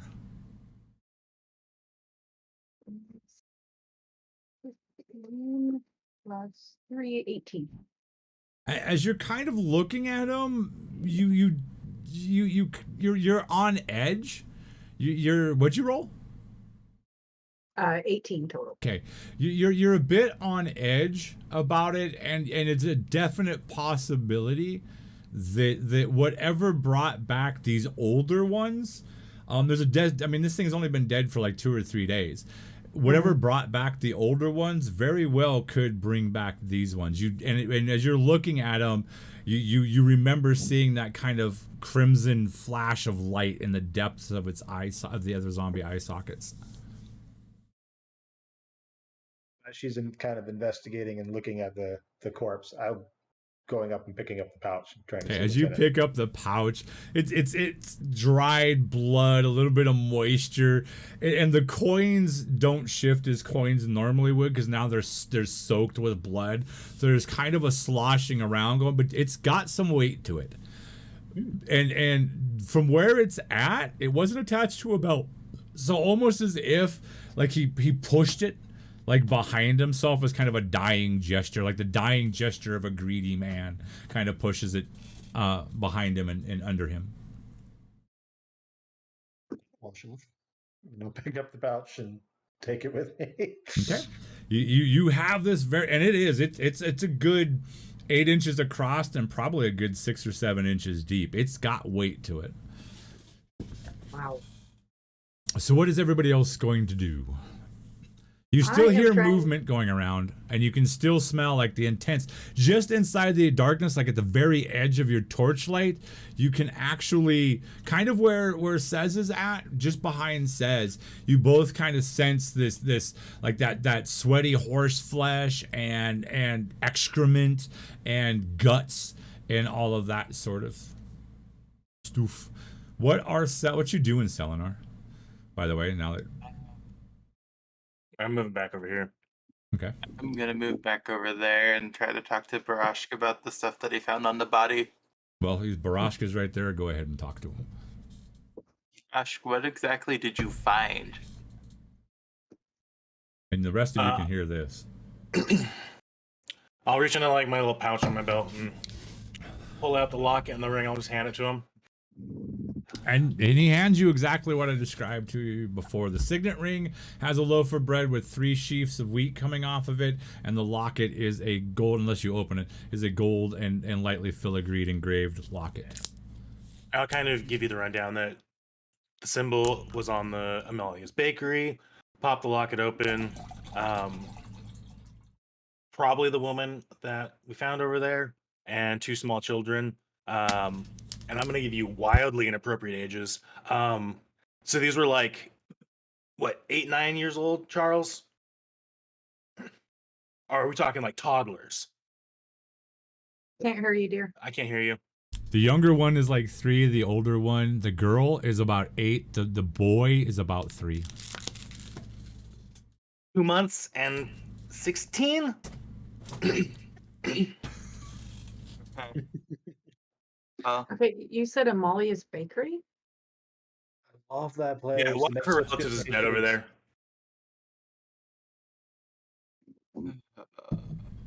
At least I'm guessing it's a relative. You humans all look alike to me. We should take this stuff to her. When we get back That was there, my yeah. thought, yes.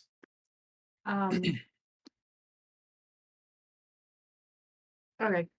What did you guys find over here? Whoever was driving the wagon, which I think the wagon's over here, because I can smell horse flesh and sweat and guts. As Selenar comes over and the focus kind of is split between what Barrage just handed Selenar, and as Selenar comes over, his light, and as Ferlina mentions the horses and the smell of blood, Selenar's light extends out far enough, and you can see underneath the tree, maybe 10 feet behind where Barrage is at, it would be kind of over here. You can see like the top half of a gnawed upon and ripped apart horse. And then over here, you can see the front end of what appears to be a wrecked wagon. I'm going to move to investigate the wagon. Me Okay. too. Selenar's light. Kind of moving. So what are you gonna do, Selenar? Selenar's standing on the I'm log gonna with his move. glaive. He's like, no. So Selenar comes over and exposes this horrific scene where there's 2 horses that have been ripped apart. Horse flesh kind of chucked left and chucked right. You can see gnaw marks on it, all of that sort of stuff. And you can see stuff like crates and stuff that were on the back of it.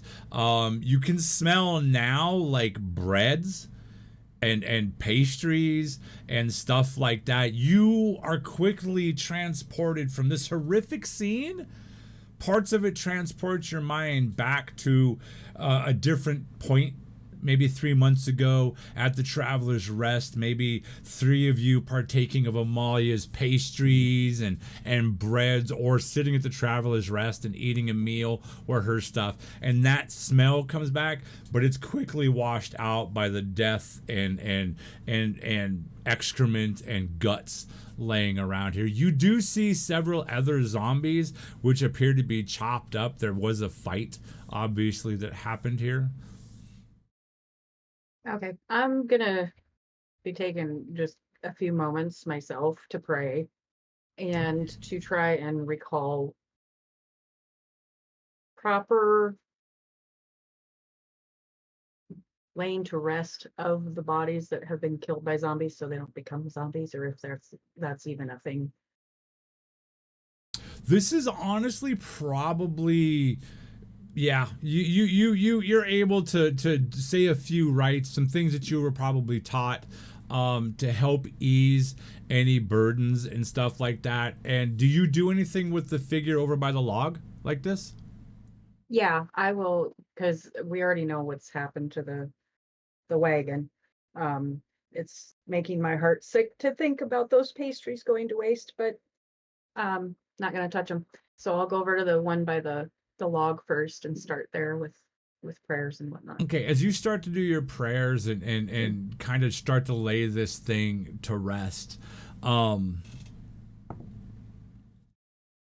you get about halfway into your litany of trying to lay this thing to rest, and you see its eyes kind of ignite with this kind of red, and its chest heaves backwards, and you can hear like its ribs or something popping and cracking, as if something is almost inside of it, kind of almost like the scene from Aliens where he kind of begins to gyrate as the little crawler comes out of him. He's kind of doing, and you all see this happen as Ferlina is kind of laying over, got her hands over it, saying some rites. You've seen her do this before, but never gotten quite this reaction. And the thing's good arm kind of snaps up towards you, and at about mid-reach kind of falls limp to the ground, and the light goes out. Good. I'll continue the blessings so that it definitely... Everybody roll me a perception check. And speaking of rolls, let's go ahead and see who won some dice.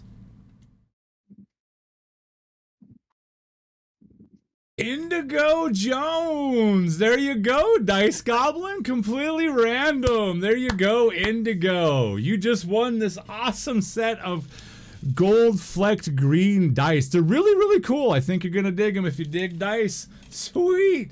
Good job. If you don't, you can blame it on me because I picked them out.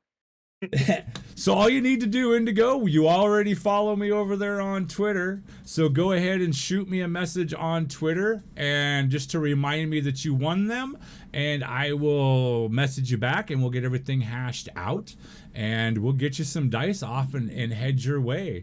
Here in about 10 minutes, we're going to be taking a break once I wrap this little scene up, and we will start the other giveaway that everybody's kind of, I'm sure, waiting for. So anyways, sorry to interrupt, gentlemen and ladies. That's all right. Once I'm done with this one, then I'll actually go over to the other body, taking my torch with me. Thank you for reminding me, Indigo. You guys want to remind me after this to turn off the fact of this thing kicking people for capitalizing? Oh, yeah. So Ferlina goes wandering with her torch, goes wandering off into the darkness back towards the other body, the one that you said that looked like Amalia.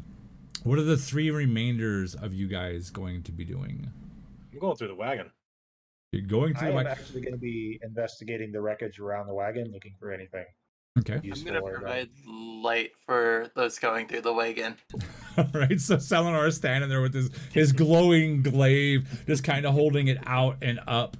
I'm going to go ahead, and as you guys dig through all the belongings, mostly what you're finding is crates and boxes filled with like leather tarps, some cloth work stuff, things like that. You find a couple barrels, like one has some oiled up mushrooms with some other herbs and stuff. Basically all edibles and stuff like that. The boxes and crates are filled and stamped with the loaf of bread with the 3 sheafs of wheat coming up from Amalia's place.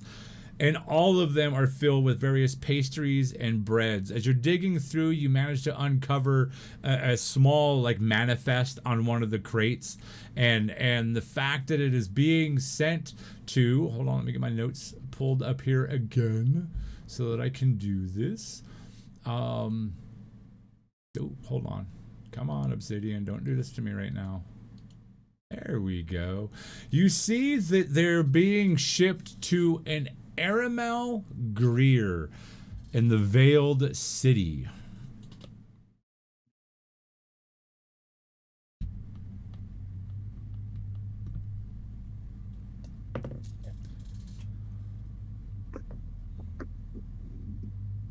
All right. And they left from. Sorry. Aramel Gear. Sorry. You notice the same last name as Palomar and his wife that run the Traveler's Rest. Okay.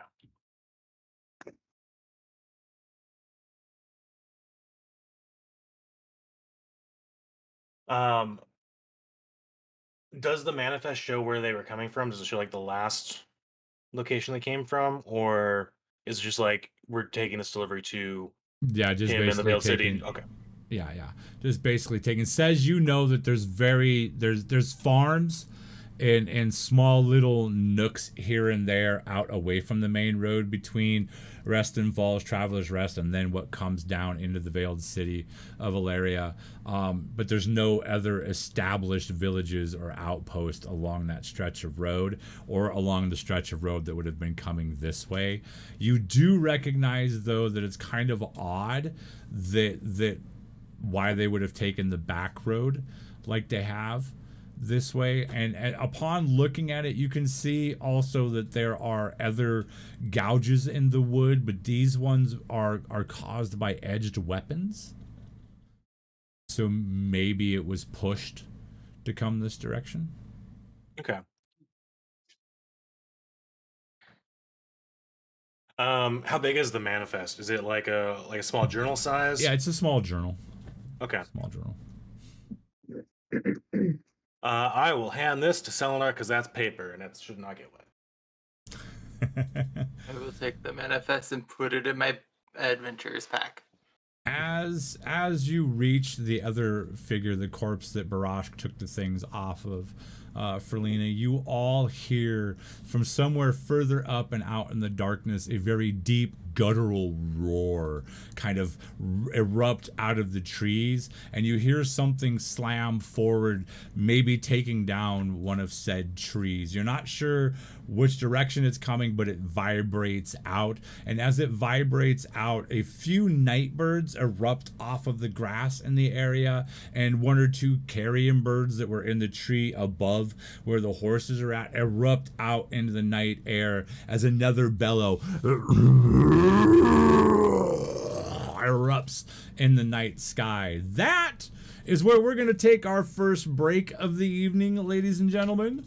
And that can only mean one thing. That means we got a second giveaway to go before we actually go on out to our break. If you're out there watching, in order to be eligible to win any of the giveaways, and this giveaway is for this brand spanking new Pathfinder 2nd Edition core rulebook. This is the digest size. Amazing game, as you can see by what we're playing here. I am going to go ahead and do a brand new giveaway here. Let's see. Let me see. Is that the only giveaway it's going to let me do? No, give me more giveaways. There we go. Let me enter a keyword. We're going to call that up. All you have to do is enter in this word, all one word, one time only in the chat. Please, only one time not 2. You do it 2 times, you're ineligible. So don't do it. Just do it 1 time. Enter that in the chat. When we come back in about 10-12 minutes from our break, we will go ahead and see who's been lucky enough to win that cool book. And again, you have to be a follower here on the channel in order to win it. Charles, We did will you see. see Indigo's question? What was that? Indigo wants to know if she's eligible for he or she. They I'm want going to tell know you if they're right eligible now, for the book. the giveaways that we do, if you're lucky enough to win a second thing, then you're lucky enough to win a second thing. So I say go ahead and go for it. There are going to be plenty of giveaways being given here on our channel. I'm going to send us to break. There's our break screen. We'll see you guys back here in about 12 minutes for the rest of this and to declare who won the book. Who won the book? Again, remember, you have to be a follower, please. And we'll see you guys in a few minutes.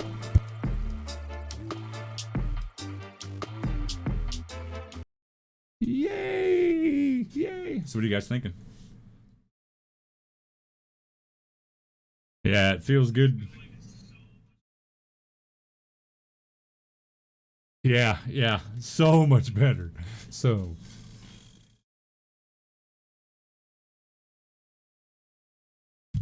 nobody get anywhere near that bathroom before me. I will freaking pee on you.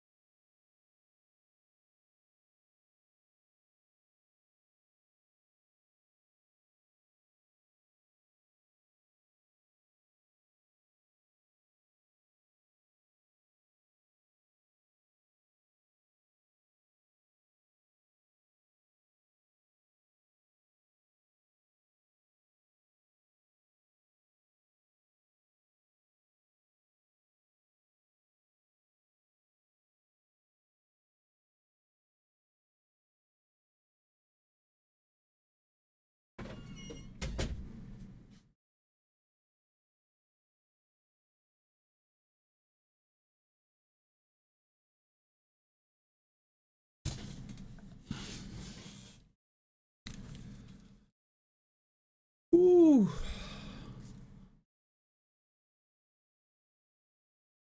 Thought I wasn't going to, but I'm going to.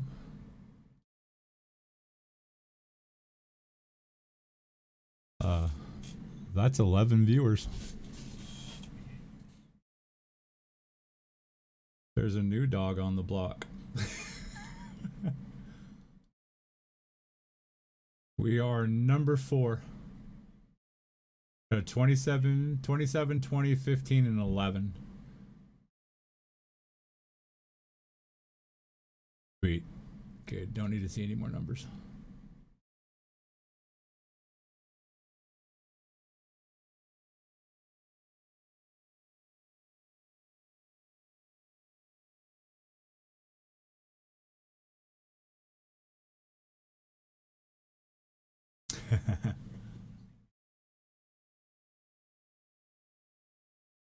Holy crap, it's already 9?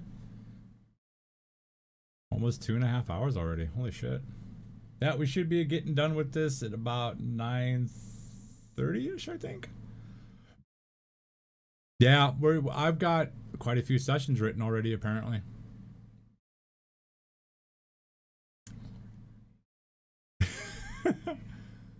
This is the last minute encounter. I literally did this encounter and finished this map like an hour before I even thought about going live tonight. I mean, I'm glad I did it.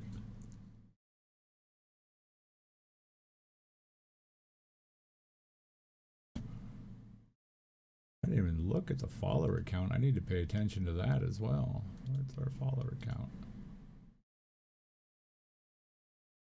37 followers. 13 away.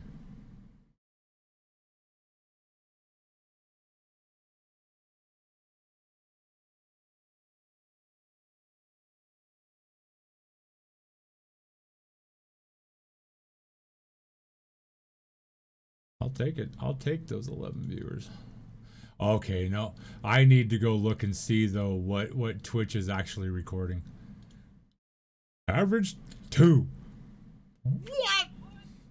No, hold on. I was just, if it is, I quit.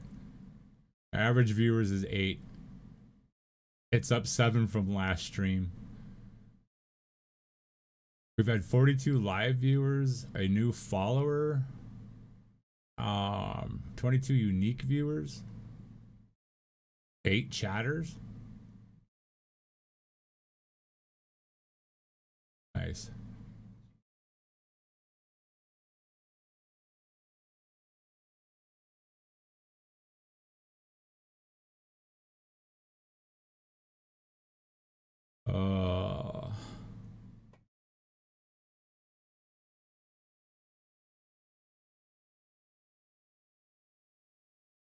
And Christian, this is why I said I wasn't all too worried about numbers. Yeah. I know what the hell I'm doing.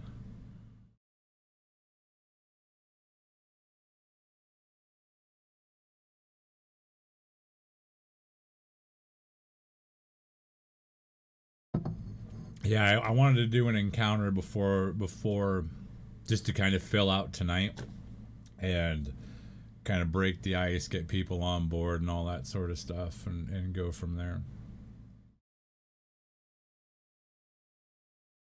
Yeah.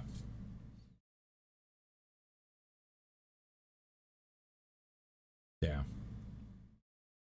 I figured to give a chance for it gives a chance for people to figure out like how everybody's gonna play, all that sort of stuff, kind of settle in and all that. Because we got some fun. There's some fun shit that's gonna either happen.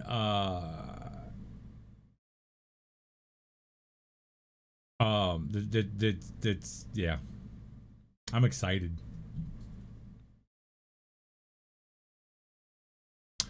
I am hoping that this one goes a long time. Oh yeah, and I love the immersion.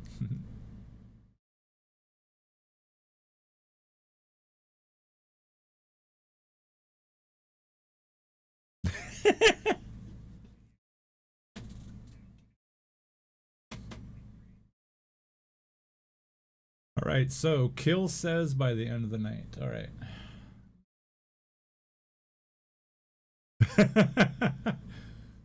Says in Barrage, this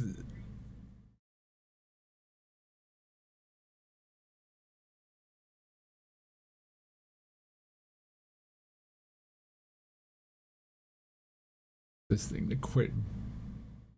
Wow. Ignore the commentary.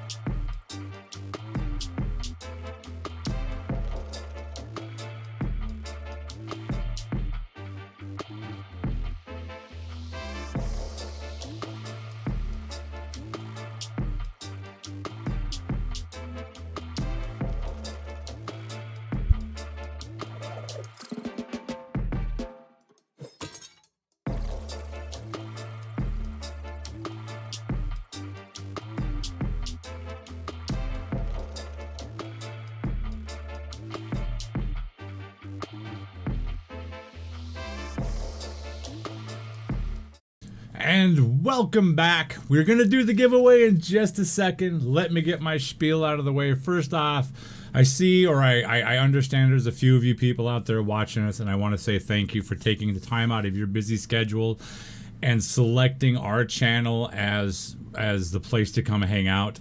I'm humbled by that. There's a lot of content out there, and there's probably a lot better content than what you're watching right now. So thank you again, because without you guys, I can't get the message out that I want to get out. That message is the importance of early detection and of cancer. If you ever have any questions about cancer or any of that sort of stuff, just look down below in the doobly-doos and our panels and all that, and you'll learn a little bit more. All I can say is that early detection, when it comes down to cancer, is very much a critical thing, because in a lot of more aggressive forms of cancer, early detection is your only way of really having any chance of beating said cancer. This all came about because last year my daughter fought off stage 4 nodular sclerosis, Hodgkin's lymphoma. Again, I say she fought off because she's out there watching, and she is my magical badass. She whooped cancer's ass, so there you go. Anyways, to continue with some more things, we're going to do the giveaway here in a second. I want to make sure that everybody understands that every Saturday night that we are live, probably for the next year, there will be a giveaway. I will be giving away either minis, some dice, rule books. It will be D&D 5e, Pathfinder 2nd edition, whatever system I'm playing at the time that I do the giveaway. We got a D&D 5e campaign that's this Tuesday. We're doing session 0 of It's a Long Way From Here to There.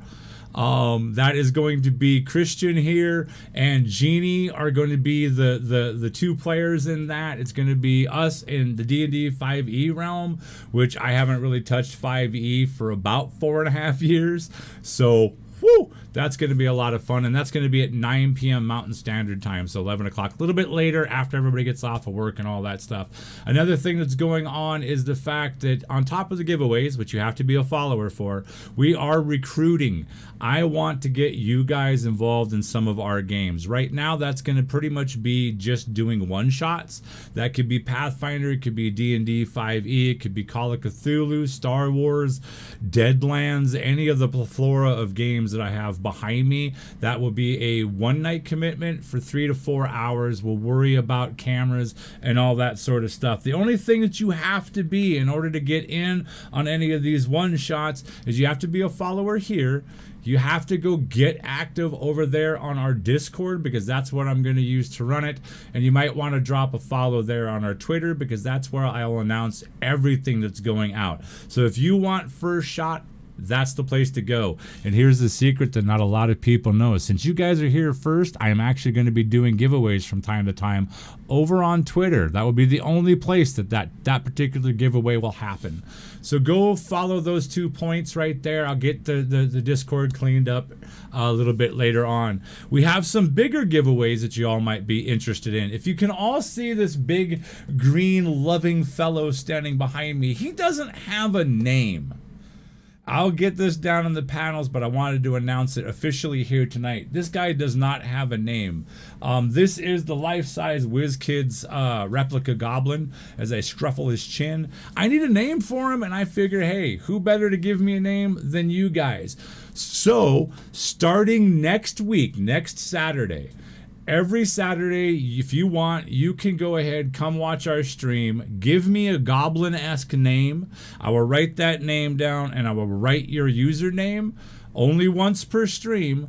And on March 19th, I will do the drawing and announce on that stream what his name is and who the winner is. The winner of that one will get their choice of either a DM's package or a GM's package and a player's package. The GM's package is the core rule book, the game mastery guide, a screen, and all 3 digest size bestiaries for Pathfinder 2nd edition. The player's side of that is the core rule book, the APG, gears, Guns and Gears, Secrets of Magic, as well as your choice of spell deck to go with it as well. So you have your choice between which of those 2 packages that you can. So next Saturday, be here. Come every Saturday until March 19th. Give me a name for this guy and we'll name it. And then the end of February, WizKids is releasing another life-size set of these types of things. They're releasing 2 kobolds, a blue kobold and a red kobold. Sitting over this shoulder in March will be the appearance of the red life-size kobold. He's going to join our goblin here, and then we're going to repeat that process for him. No, I'm not giving away my Bartholomew. I'm not giving away this guy. This was a gift from my daughter. And all that. So I'm going to charge my players with doing this. Jeannie, you're really good at this. I see that Indigo Jones has posted up Bartholomew. If you want to write down the person's name, I'll start it tonight. It's supposed to start next week, Indigo. But we'll start it tonight. If you want to write down their username and their name and the date of the stream for me, then I can keep track of this. You can do it once a week, and then like I said, I'll go ahead. You have to be a follower. On this, you have to be active follower. You have to follow us on Twitter, and you have to be over on our Discord in order to win this one. So with that being said, it was Crimson's idea. I was just commenting. So Christopher Bartholomew, goblin name. Okay, Crimson's got one. Green Thunder. Yes, here we go. I am going to post those links up for everybody. That right there is our Discord. You got to hop through the rules thing. And there is our Twitter. Go get active on those 2 things. That's the easiest way. If you look down our doobly-doos, we have a YouTube channel that's going to be coming on where I'll actually be going over programs and things like that and GMing tips and things like that. And we also have a Patreon that'll be coming towards the end of the year where we'll actually be taking all the battle maps that I make for our games and the world map and all those information, and we'll be making that stuff free for our Patreon supporters. That will be coming somewhere in the future. We have a lot of big stuff planned for this. Lots of giveaways, lots of gaming, and lots of fun. So we don't... Oh, I guess we probably should do the giveaway. So here we go. Be watching chat. I'm going to give everybody 30 seconds. If you have not dropped a follow on our channel and you want to win this core rulebook, it's right here. You've got about 2 minutes to go ahead and enter that in, and then we'll get going with the rest of tonight's festivities and finish out this encounter here shortly. So yeah, so I hope everybody's having fun. Thank you again for coming and hanging out with us. I super appreciate it, because without you guys, we don't get the message out. We're not here for money, although there's a donation link, which we'll get around to doing that. Our goal right now is just to raise awareness. What we would like to do with the channel is somewhere in the future, we'd like to get it to a point where we can start here locally with affecting people who are going through cancer fights, families, things like that, help them out with food, blankets. Just the cost of living during a cancer fight is hellishly expensive. My daughter recently went through a stem cell transplant. To give you an idea, that procedure cost about $700,000. You heard me, $750,000. She's right now looking at about $1.3 million in medical bills, but luckily she's got insurance. Thank you, state of Montana, and thank you to Riddles. So yeah. Yep. We will actually in the future be scheduling some cancer talks on here where I bring my daughter on here. She owes me a game, so she will playing, and we're going to resurrect some old characters to do that. From a long time ago.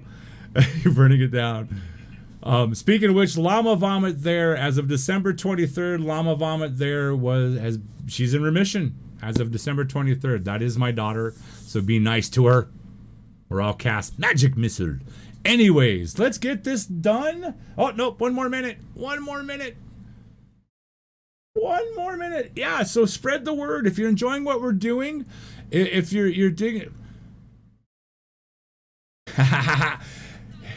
I'm gonna massacre your name.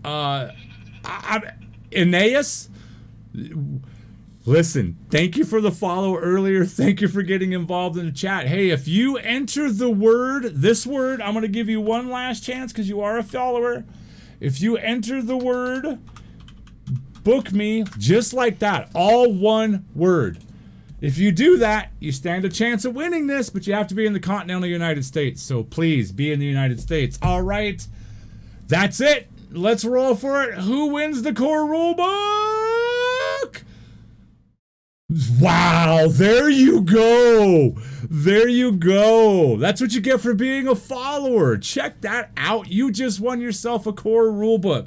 If you could do me a favor, if you have not gone over to our Twitter, if you could go over to our Twitter, drop a follow on there and send me a message. If you're not on Twitter or you absolutely can't do it, you can't abide by Twitter, you can send me a message here on Twitch, but be forewarned, I get a ton of messages. I might not catch it. The surefire way is go over to Twitter, shoot me a message that you won the core rulebook, drop a follow, and we'll go ahead and we'll get your information and we'll get that sent off to you. Sweet. Congratulations on winning that core rulebook. That is super, super cool. And just so everybody knows, we are going to do one more giveaway tonight, possibly. I might be giving these guys away. We'll see how the rest of the night goes for that. So, without any further ado, we left off with Ferlina going over to inspect the zombie-fied remains over here. The remains... Oh, yeah. Hey, thank you. Comms. Boom. There we go. Now you can hear these guys as well. There you go. So, Ferlina, as you... What was that? Also, unpause the forge. Oh, yes. Unpause the forge. Man, you... Believe it or not, I used to run a very successful D&D 5e stream about 5 years ago. Can you tell? Anyways, that one had over 1,000 followers. Woohoo! Anyways, so for Lena, as you make your way over the body, you remember everything that Barrage told you about the appearance, and as you look down, you can see through the bruising, the blood, the battering of this poor figure. You can still make out a very to you very easy to find a similarity to Amalia, the baker lady from back at the Traveler's Rest area. Go ahead. Okay. Let me see.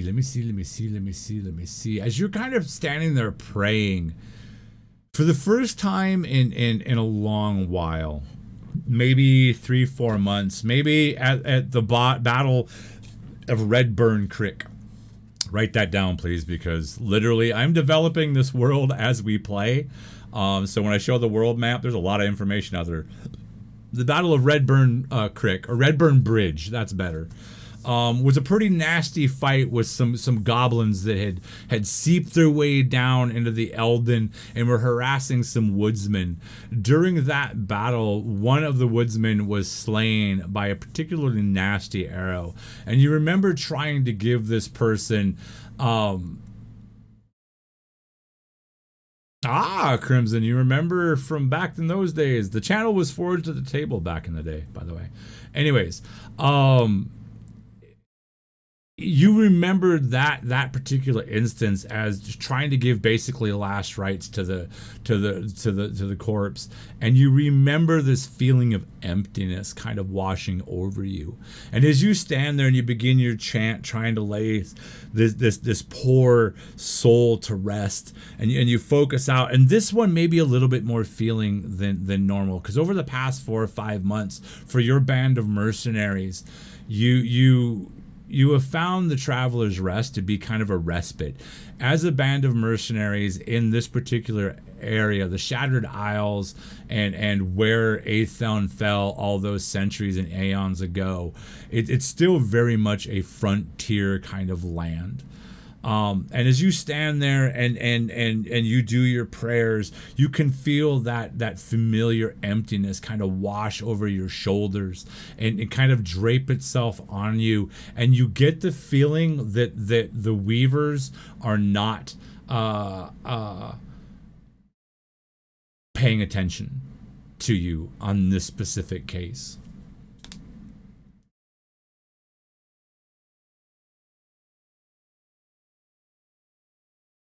Okay, so everybody else that's gathered over by the crates, you found the manifest, you've identified most of the goods in there. If you wanted to, you could probably rifle through and maybe get a week's worth of rations, trail rations and all that sourced out of it. Probably not for Barrage unless he likes berry pastries.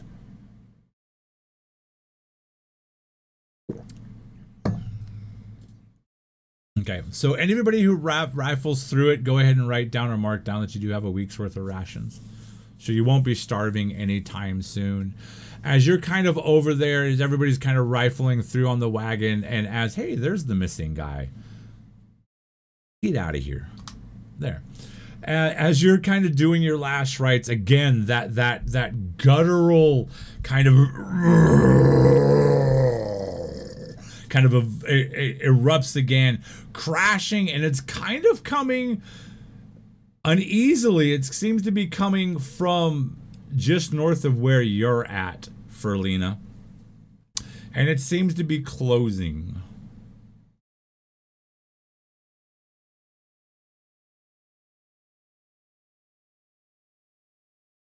Okay. You all hear this.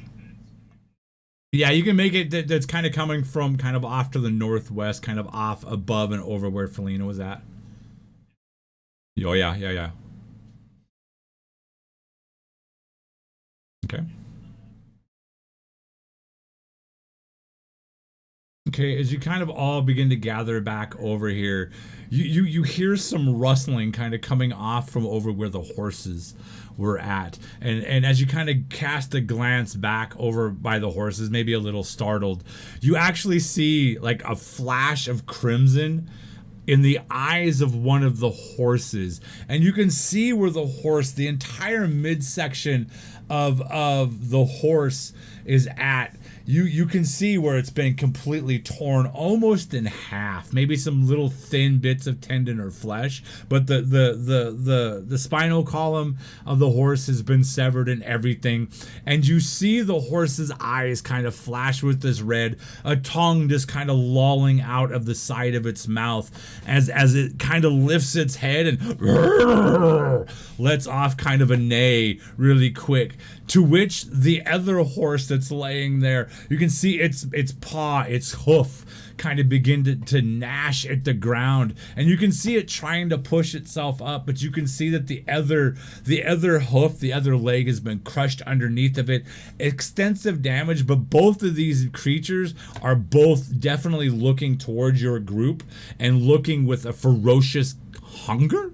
You've never seen really like meat-eating hunger in a horse's eyes before, and they're making quite the cacophony, and it's actually answered by this roar coming from the woods off over near closer to where Ferlina was at, as everybody kind of readies themselves, I guess.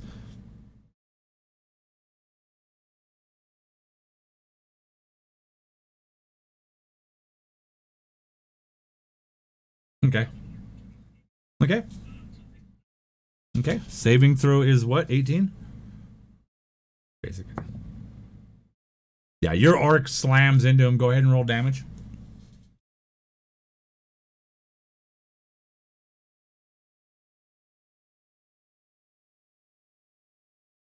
Okay.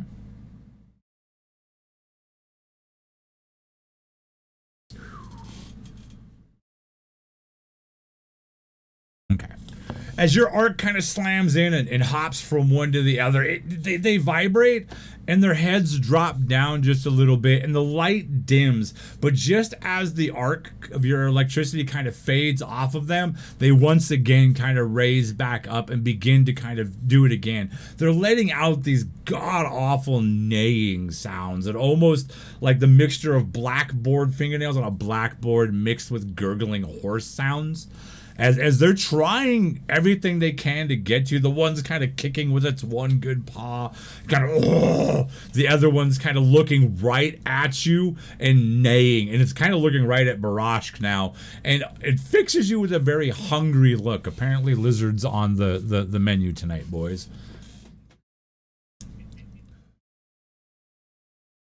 And a much closer guttural howling roar erupts from over towards the westerly direction where Ferlina was at.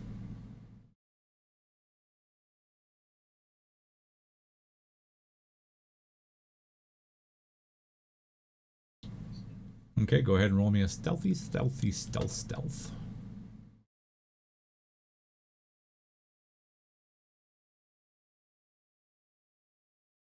All right. You all that are there that are witnessing says and all that, you see him kind of melt, not step, but literally as he moves closer to the darkness underneath the trees, you see his form almost melt, and almost as if the shadows reach out like fingers and pull him in, but not in like an evil, harsh way, almost in like a mother's caress, like something that's completely natural as the shadows engulf the rat folk and pull him into it, and he literally vanishes from your eyesight. Ferlina, you're standing there, and as you are, you feel a presence kind of make itself known behind you. No sounds, no footsteps, not even a shifting of the wind or breeze around you. You can just feel like something is there in the darkness just outside of the ring of light being put off. You click on your character, hit Shift and A, W, D, or S. There you go. Or the arrows. It's easier for me to hit AWS because I'm a gamer.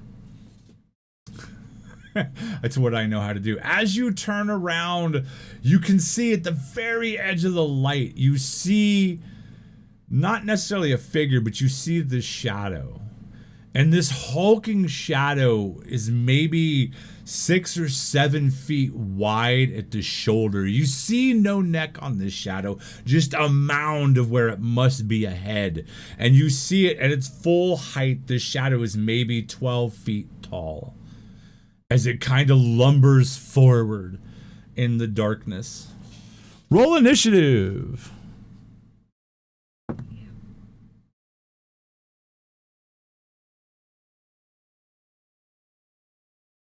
Yep.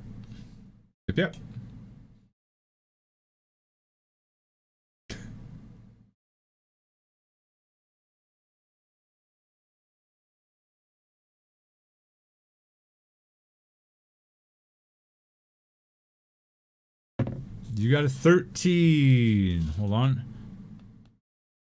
Says, hello, Berlina.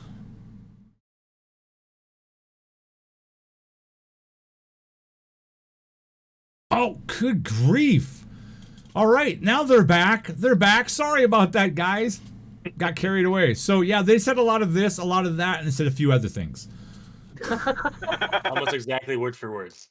Almost exactly word for word. Yeah, so, Ferlina, what'd you roll? 20. 20. Oh, there we go. And Selenar. 14. 14. Leaning out of the shadows, you can see the very front part as a meaty leg of green, leathery, pustule-filled skin. You can see where strips are kind of hanging off, not from damage or anything. You can hear or see what appears to be like just it's been eaten away by maggots. You can actually see some maggots crawling around in some of the wounds on this leg. But as it comes forward, it is enormous. It's about the girth of your body as it lumbers forward. If you would like, I will go ahead and let you go ahead and do your knowledge or your lore undead if you would like to. Yes, please. 19. There are times when necromancers and other fell creatures that can manifest and manipulate the dead, they call on deeper, darker powers, things in the night that should never be mentioned. And through these dark necromantic rituals, they summon up great zombified beasts, reincarnating those creatures to life, rebringing these beasts back to life, no matter how long dead they are. And in front of you, at the edge of the light, you see one such creature, and as your breath gets caught in your mouth, you're kind of looking up at this hulking mass. You can see in its hand, it has what appears to be a tree trunk or something similar to it in its hand, and you're looking up at about a 12-foot tall, zombified giant ogre. As it lumbers into the light, you also are not unused to the dead, to the undead. You've been trained, so while your breath got caught in your mouth or in your throat, you did manage to get the jump on the hulking behemoth. You have 3 actions. Go ahead and take them. Well, first part is going to be I already had my crossbow out and at the ready, so firing that.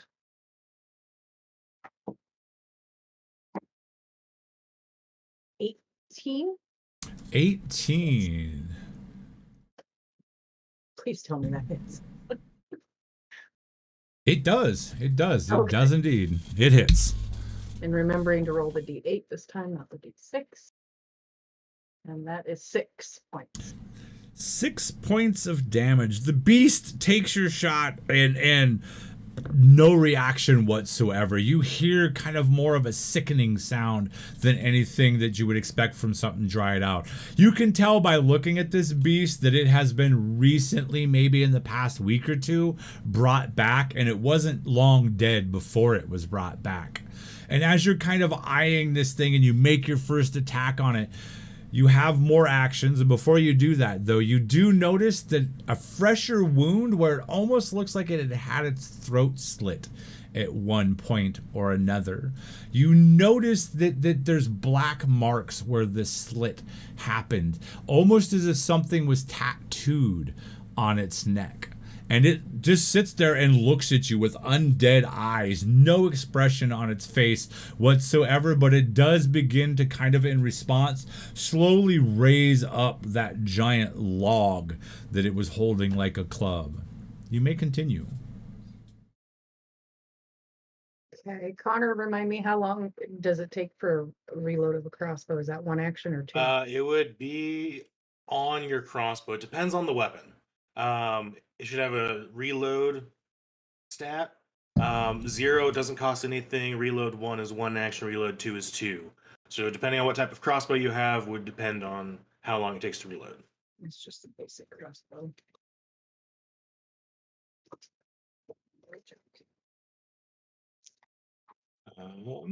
Let's see.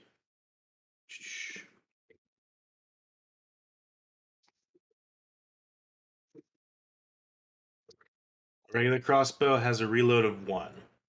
Okay. Then I'll reload as my second action and shoot the second one too, and on the third.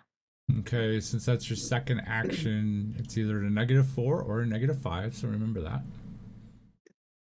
Okay.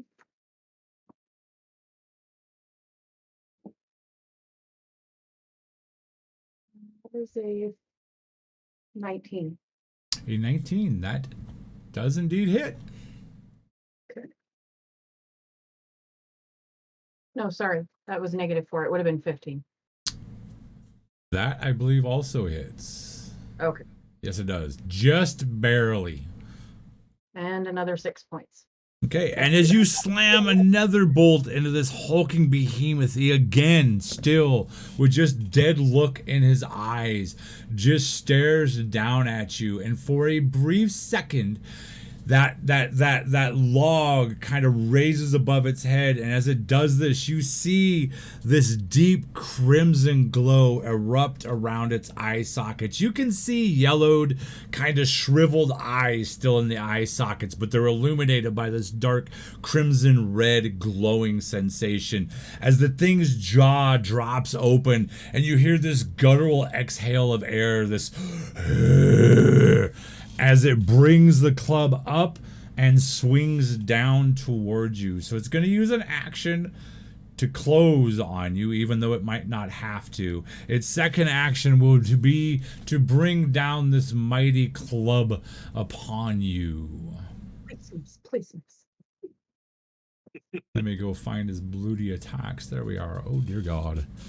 This is when you wish you had a reaction. What is your armor class, by the way? Does a 22 hit you?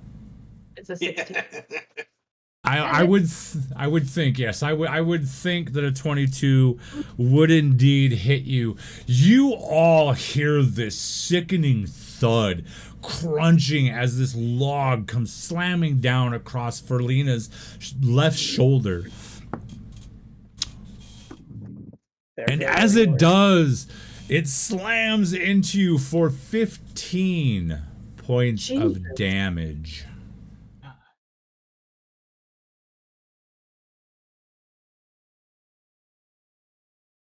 All right. You all hear and you see it.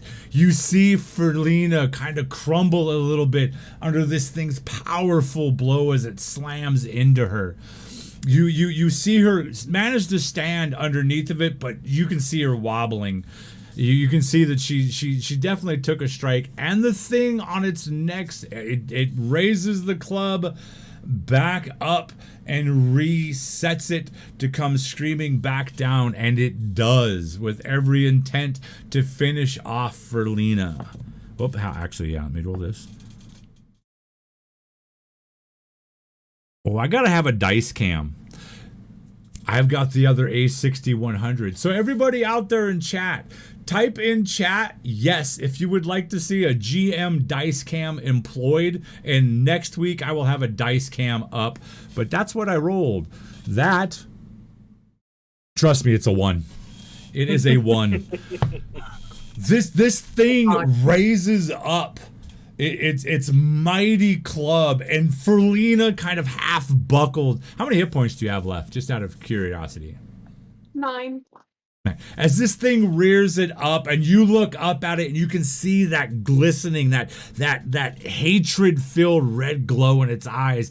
Its jaw hung up, the claw raised up. It's staring down at you. You can start to see bits of your life flashing in front of you. And you almost hear kind of a sing-song whisper. Something about fates being woven, fates not fulfilled. And you hear a granny-like voice in your ears. This time, young Farlina is not yours. Today, you don't die. And as that happens, you feel this rush of energy, almost like a grandmother's love, just wash over you, through you, and past you. Everybody else, go ahead and roll me just a straight up perception check, because this energy is something powerful. No. 23. 23. Selenar. 7. So says, you for a split second, you smell like fresh baked bread, peppermint candies, mothballs, all the things you would expect from an elderly being kind of just comes rushing through the area, rushes over, and you can feel it kind of hover for a brief moment around Ferlina. And you see Ferlina cock her head to the side as if she's listening to somebody talking like really close to her. And as this energy, something pushes in, hits this creature, and the creature lets out a bellowing howl, takes a step back, and when it takes a step back, its massive foot crunches down onto a piece of fallen log, and it loses its step enough to where it stumbles a little bit, and the log kind of dislodges from its hand. I will give every one of you one free attack, starting with Barrage, if you wish to take a free attack at this big behemoth. Yes, I would. Okay. He seems slow and trudging. Let us cast. I'm gonna cast Scatter Spree. He needs to make a reflex save. DC 18. All right. Let me see. Oh no, I moved. Shouldn't have done that. Reflex save? Oh Reflex my. save. Oh my god. Oh, he's not too bad. Not too bad. 18. Come on, big whammies. +3, 18 on the button. All right, so it takes half damage. So that's going to be 7 divided by half. And those 2 squares at his feet are now difficult terrain. Oh, okay. Cool. Can I put just that? Will that work? And what exactly did you hit him again? Was it fire? Is that what you said?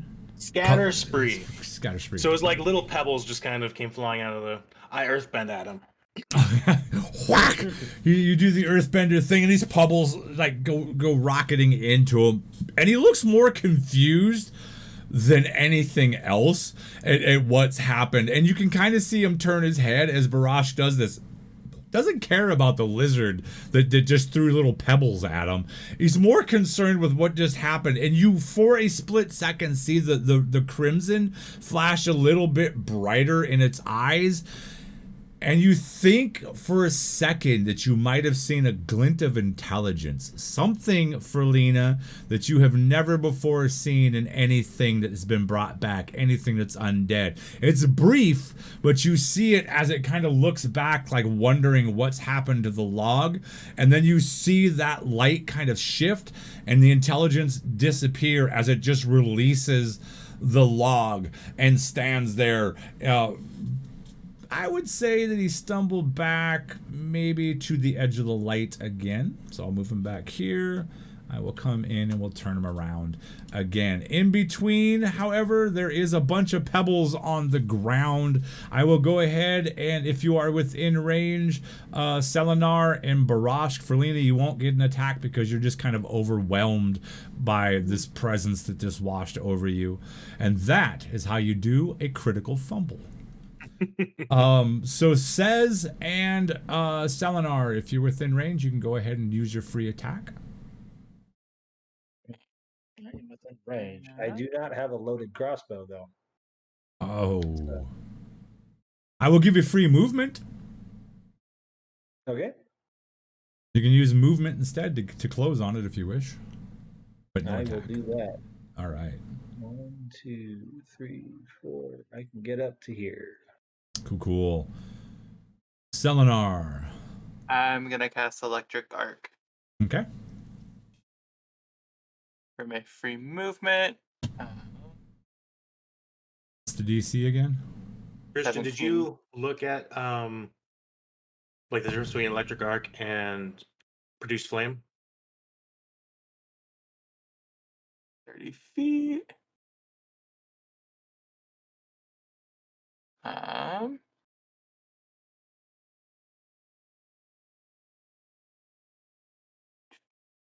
I could do that. Say because electric arc is good because it can hit 2 targets. Persistent flame or produce flame is good because it has a chance of inflicting persistent Yeah. fire damage, which would go over time. Yep. I'll do Produce Flame. Okay. Is there a save? All right. It's an attack roll. Oh, attack roll.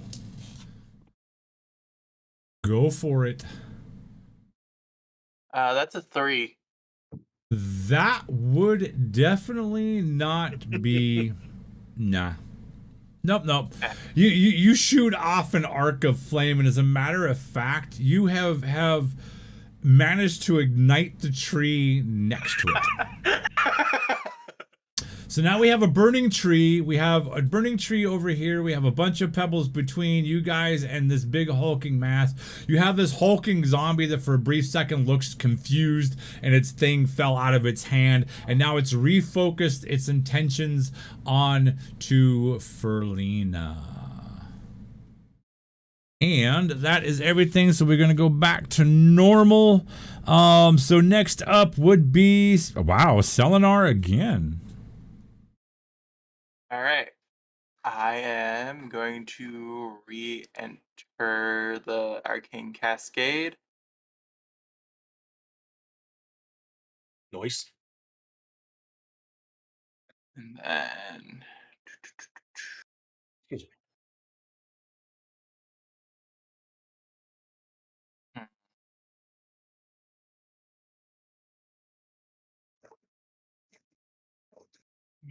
I have a reach of 10 feet.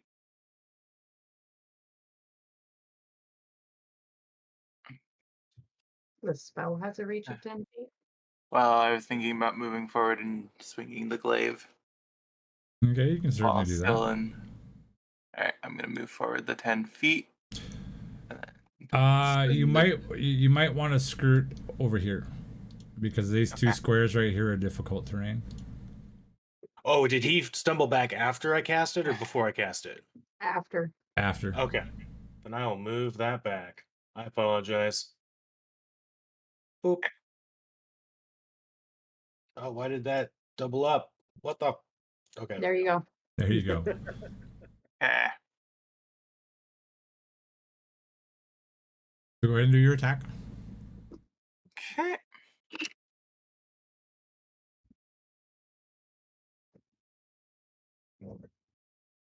Uh, 12. To hit or 12 damage. To hit. Okay. As Selenar moves forward with his brightly glowing and begins his mage's routine, he swings out and this creature just kind of your shot lands, maybe hits where his ribs are at, but does no apparent damage. You miss. So that was all of your stuff. Next up would be Barrage. All right. What is the range on that? 30 feet. Am I within 30 feet? Ah, you fucker. I am within 30 feet. All right, for one action, I'm going to cast Elemental Betrayal. Okay. Fire, because he's doing fire. So anytime that creature would take damage from a spell or effect with the chosen trait, it takes an additional 2 damage of that damage type. Okay. And then, you bastard. Okay. And then I will also cast Produce Flame at him. And As Barrage goes to cast this, Barrage, you manage to focus in on him. I'm going to give you a perception check really quick. okay. D20. 9. Okay. Nope. All right. So I do that. A little chant in Aruxi, pointing at him, and then Firebend blast him in the face for an 18 to hit. Okay. Yeah, it does hit. All right. So that's a D4. Light it up like a dry Christmas tree. It's going to be 7 points of fire damage. Nice. You can see that he does take account of the flames that have just landed on his flesh, and while he's not quite as old and desiccated as the other ones, parts of him do begin to ignite, and it begins to put off a brighter light. So I'm going to go ahead and throw light onto this guy so that everybody can see what's going on. We're going to torch him. We're going to turn this guy into a torch. I am going to give him bright orangey fiery light like that, and I'm going to go, we're going to say that it puts off a this, and we're going to say it puts off this. Watch, this is going to be absurd. Oh, not too bad. And it ignites him, and now you can all fully see the beast. As you all fully look at him, you see that like remnants of clothing begin to ignite on him, bits of leather and stuff like that. Says Selenar and Ferlina, you can now make me a perception check.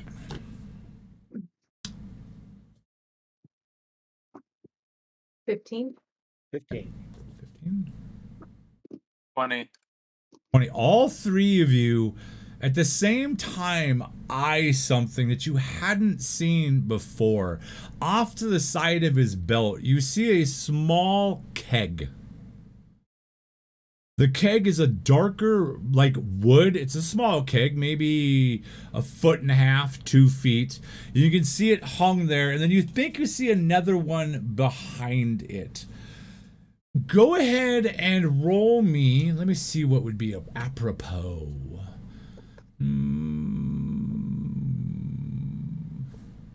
I want to say, anybody, what do you all have for lures? Actually, no.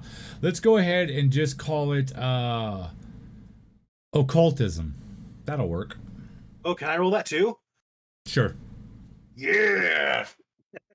15 again. 14. Nat 20 plus 8. All right. So who all got above an 18? I guess it was Barrage. Barrage, because you're standing there. First off, you all see on that dark wood red banded barrel, you see 3 X's upon it. Barrage, you don't see the barrel, but what you see as the flame ignites on him, you can see all across his chest these they're not arcane marks, they're definitely more of an occultish kind of a mark, and you can recognize that they're kind of a hodgepodge that they're put on there, but to your eyes what you read is simply, as you can roughly interpret it, this one goes boom. Okay. The 3 of you see this barrel next to him that's attached to his body, and it looks like there's another one behind it. Says you're seeing this on your side. Ferlina, you're kind of looking directly onto it, and Selenar, from your side, you see. So it's almost like he's got a belt of these barrels behind him. You also notice that there are flame emblems behind the triple X markers. Okay. I'm gonna shout run. Yeah, it sounds like a good idea. So you're all gonna kind of which direction are you gonna run? Back towards where the wagon was at, or I'm gonna move to help Ferlina run since she's okay, wounded. Thank okay. you. So as you all begin to beat foot and make it away from this thing, you hear it bellow, and the bellow you can easily—it's angered. Its opponents are running away. Before I start to run, I would like to cast Grease at its feet. Okay, go ahead. So he needs to make a reflex saving throw. What's the area effect for Grease? Where'd you go? I need to 30 get a feet. G. It is 10. So I'm going to cast it here. All right, so I need to get another. I got to put the GM's dice cam up because that just showed up. You can't make it. There you go. I rolled a 20, so yeah, he makes a save. Okay. Yay. But he's probably not smart. So if he moves through that at all, Yep. and it's not a step or a crawl, he has to attempt another reflex save. Yep. As you all make your way away from him, you see that crimson light glow, and this time it illuminates his face, and you can see his facial features distort as his jaw drops down, and he just and he takes one step forward, and you hear this riotous cacophonous and you feel things flying through the air at you. I need all four of you to make me reflex saves. You should be good at those. You should be good. 15. 27. 21. Wow. 21. 21. You all managed to dodge, and you realize as you're running back over by the wagon and into the trees to get away from this thing, you see chunks of this ogre's flesh flying through the air in all these directions. As you see this report, almost like a firecracker explosion, just boom, boom, boom, boom, go off as it literally rips this thing apart. Barrage, you're familiar with a couple different tribes, most notably on the mainland, on the Farish coast side of things, where the greenskins, as they're referred to, will create the shaman and the necromancers will create beings that's literally what they're built to do, withstand damage enough that they can get in deep and then explode and cause as much chaos. This you've never heard of anywhere outside of you've never heard of it over in these areas. This is something completely new, something none of you have ever seen before. So you're all standing there, you're covered in bits of flesh, ogre flesh, blood, guts, and all of that. You all make your way over here and breathe a bit of a sigh of relief. And that is where we're going to leave off for this evening. We'll recapture this next Saturday at 6:30 Mountain Standard Time. Can everybody do me a favor, however, and hang around for just a brief second, because I got a couple things I want to go over. Plus, something we used to do back in the day when we streamed before is I firmly believe that if one of us streamers in a category succeeds, then we will all succeed in that category. And I would like to pull off a raid and go raid somebody who's got fewer viewers than we do tonight. So we're going to do that here in just a second. So please hang out. If it asks you if you want to be part of the raid, please stick around for the raid. Let's show the love and all of that. Let's continue the love that you guys have shown us from being here tonight. I would super appreciate it, and it would be very, very awesome. I am not going to do another giveaway tonight. Next week, I will be giving away definitely these minis. Next Saturday, I will be giving away this set of dice. And next Saturday, I'll be giving away one of these 3 lovely books. That's the APG Swords and... wow, I'm stuck on Swords and Wizardry after last night. The Secrets of Magic book and the Guns of Gear books. I'll give away one of those books, a set of dice, and a set of minis next week. As our way of saying thank you. If you're out there and you're watching, thank you for coming and hanging out with us. Check out the doobly doos. I'm not going to go into the huge spiel. All the cancer information's down below. All of that stuff is down below. I appreciate you guys for coming and hanging out with us. I'm completely humbled. I appreciate you guys for being here. Let's go raid some people and give away some good stuff. Those of you who won stuff tonight, make sure you went over to our Twitter. Make sure you drop me a message so I can get you this stuff. Check out our schedule. There's a lot of stuff coming up. I'm on just about daily working on games. We got a couple different things happening and all of that. I want to go drop a follow on these guys here. It's Die Dragon Die. They're also playing Pathfinder 2. Let's go show them some love, guys. Go ahead and click that you're going to go on the raid if it asks you. I would super appreciate that. Love you guys. We hope to see you guys in the future. Spread the word and let us know. Let people know that we exist. Let's grow this. Let's make cancer a thing of the damn past. Peace and happy gaming.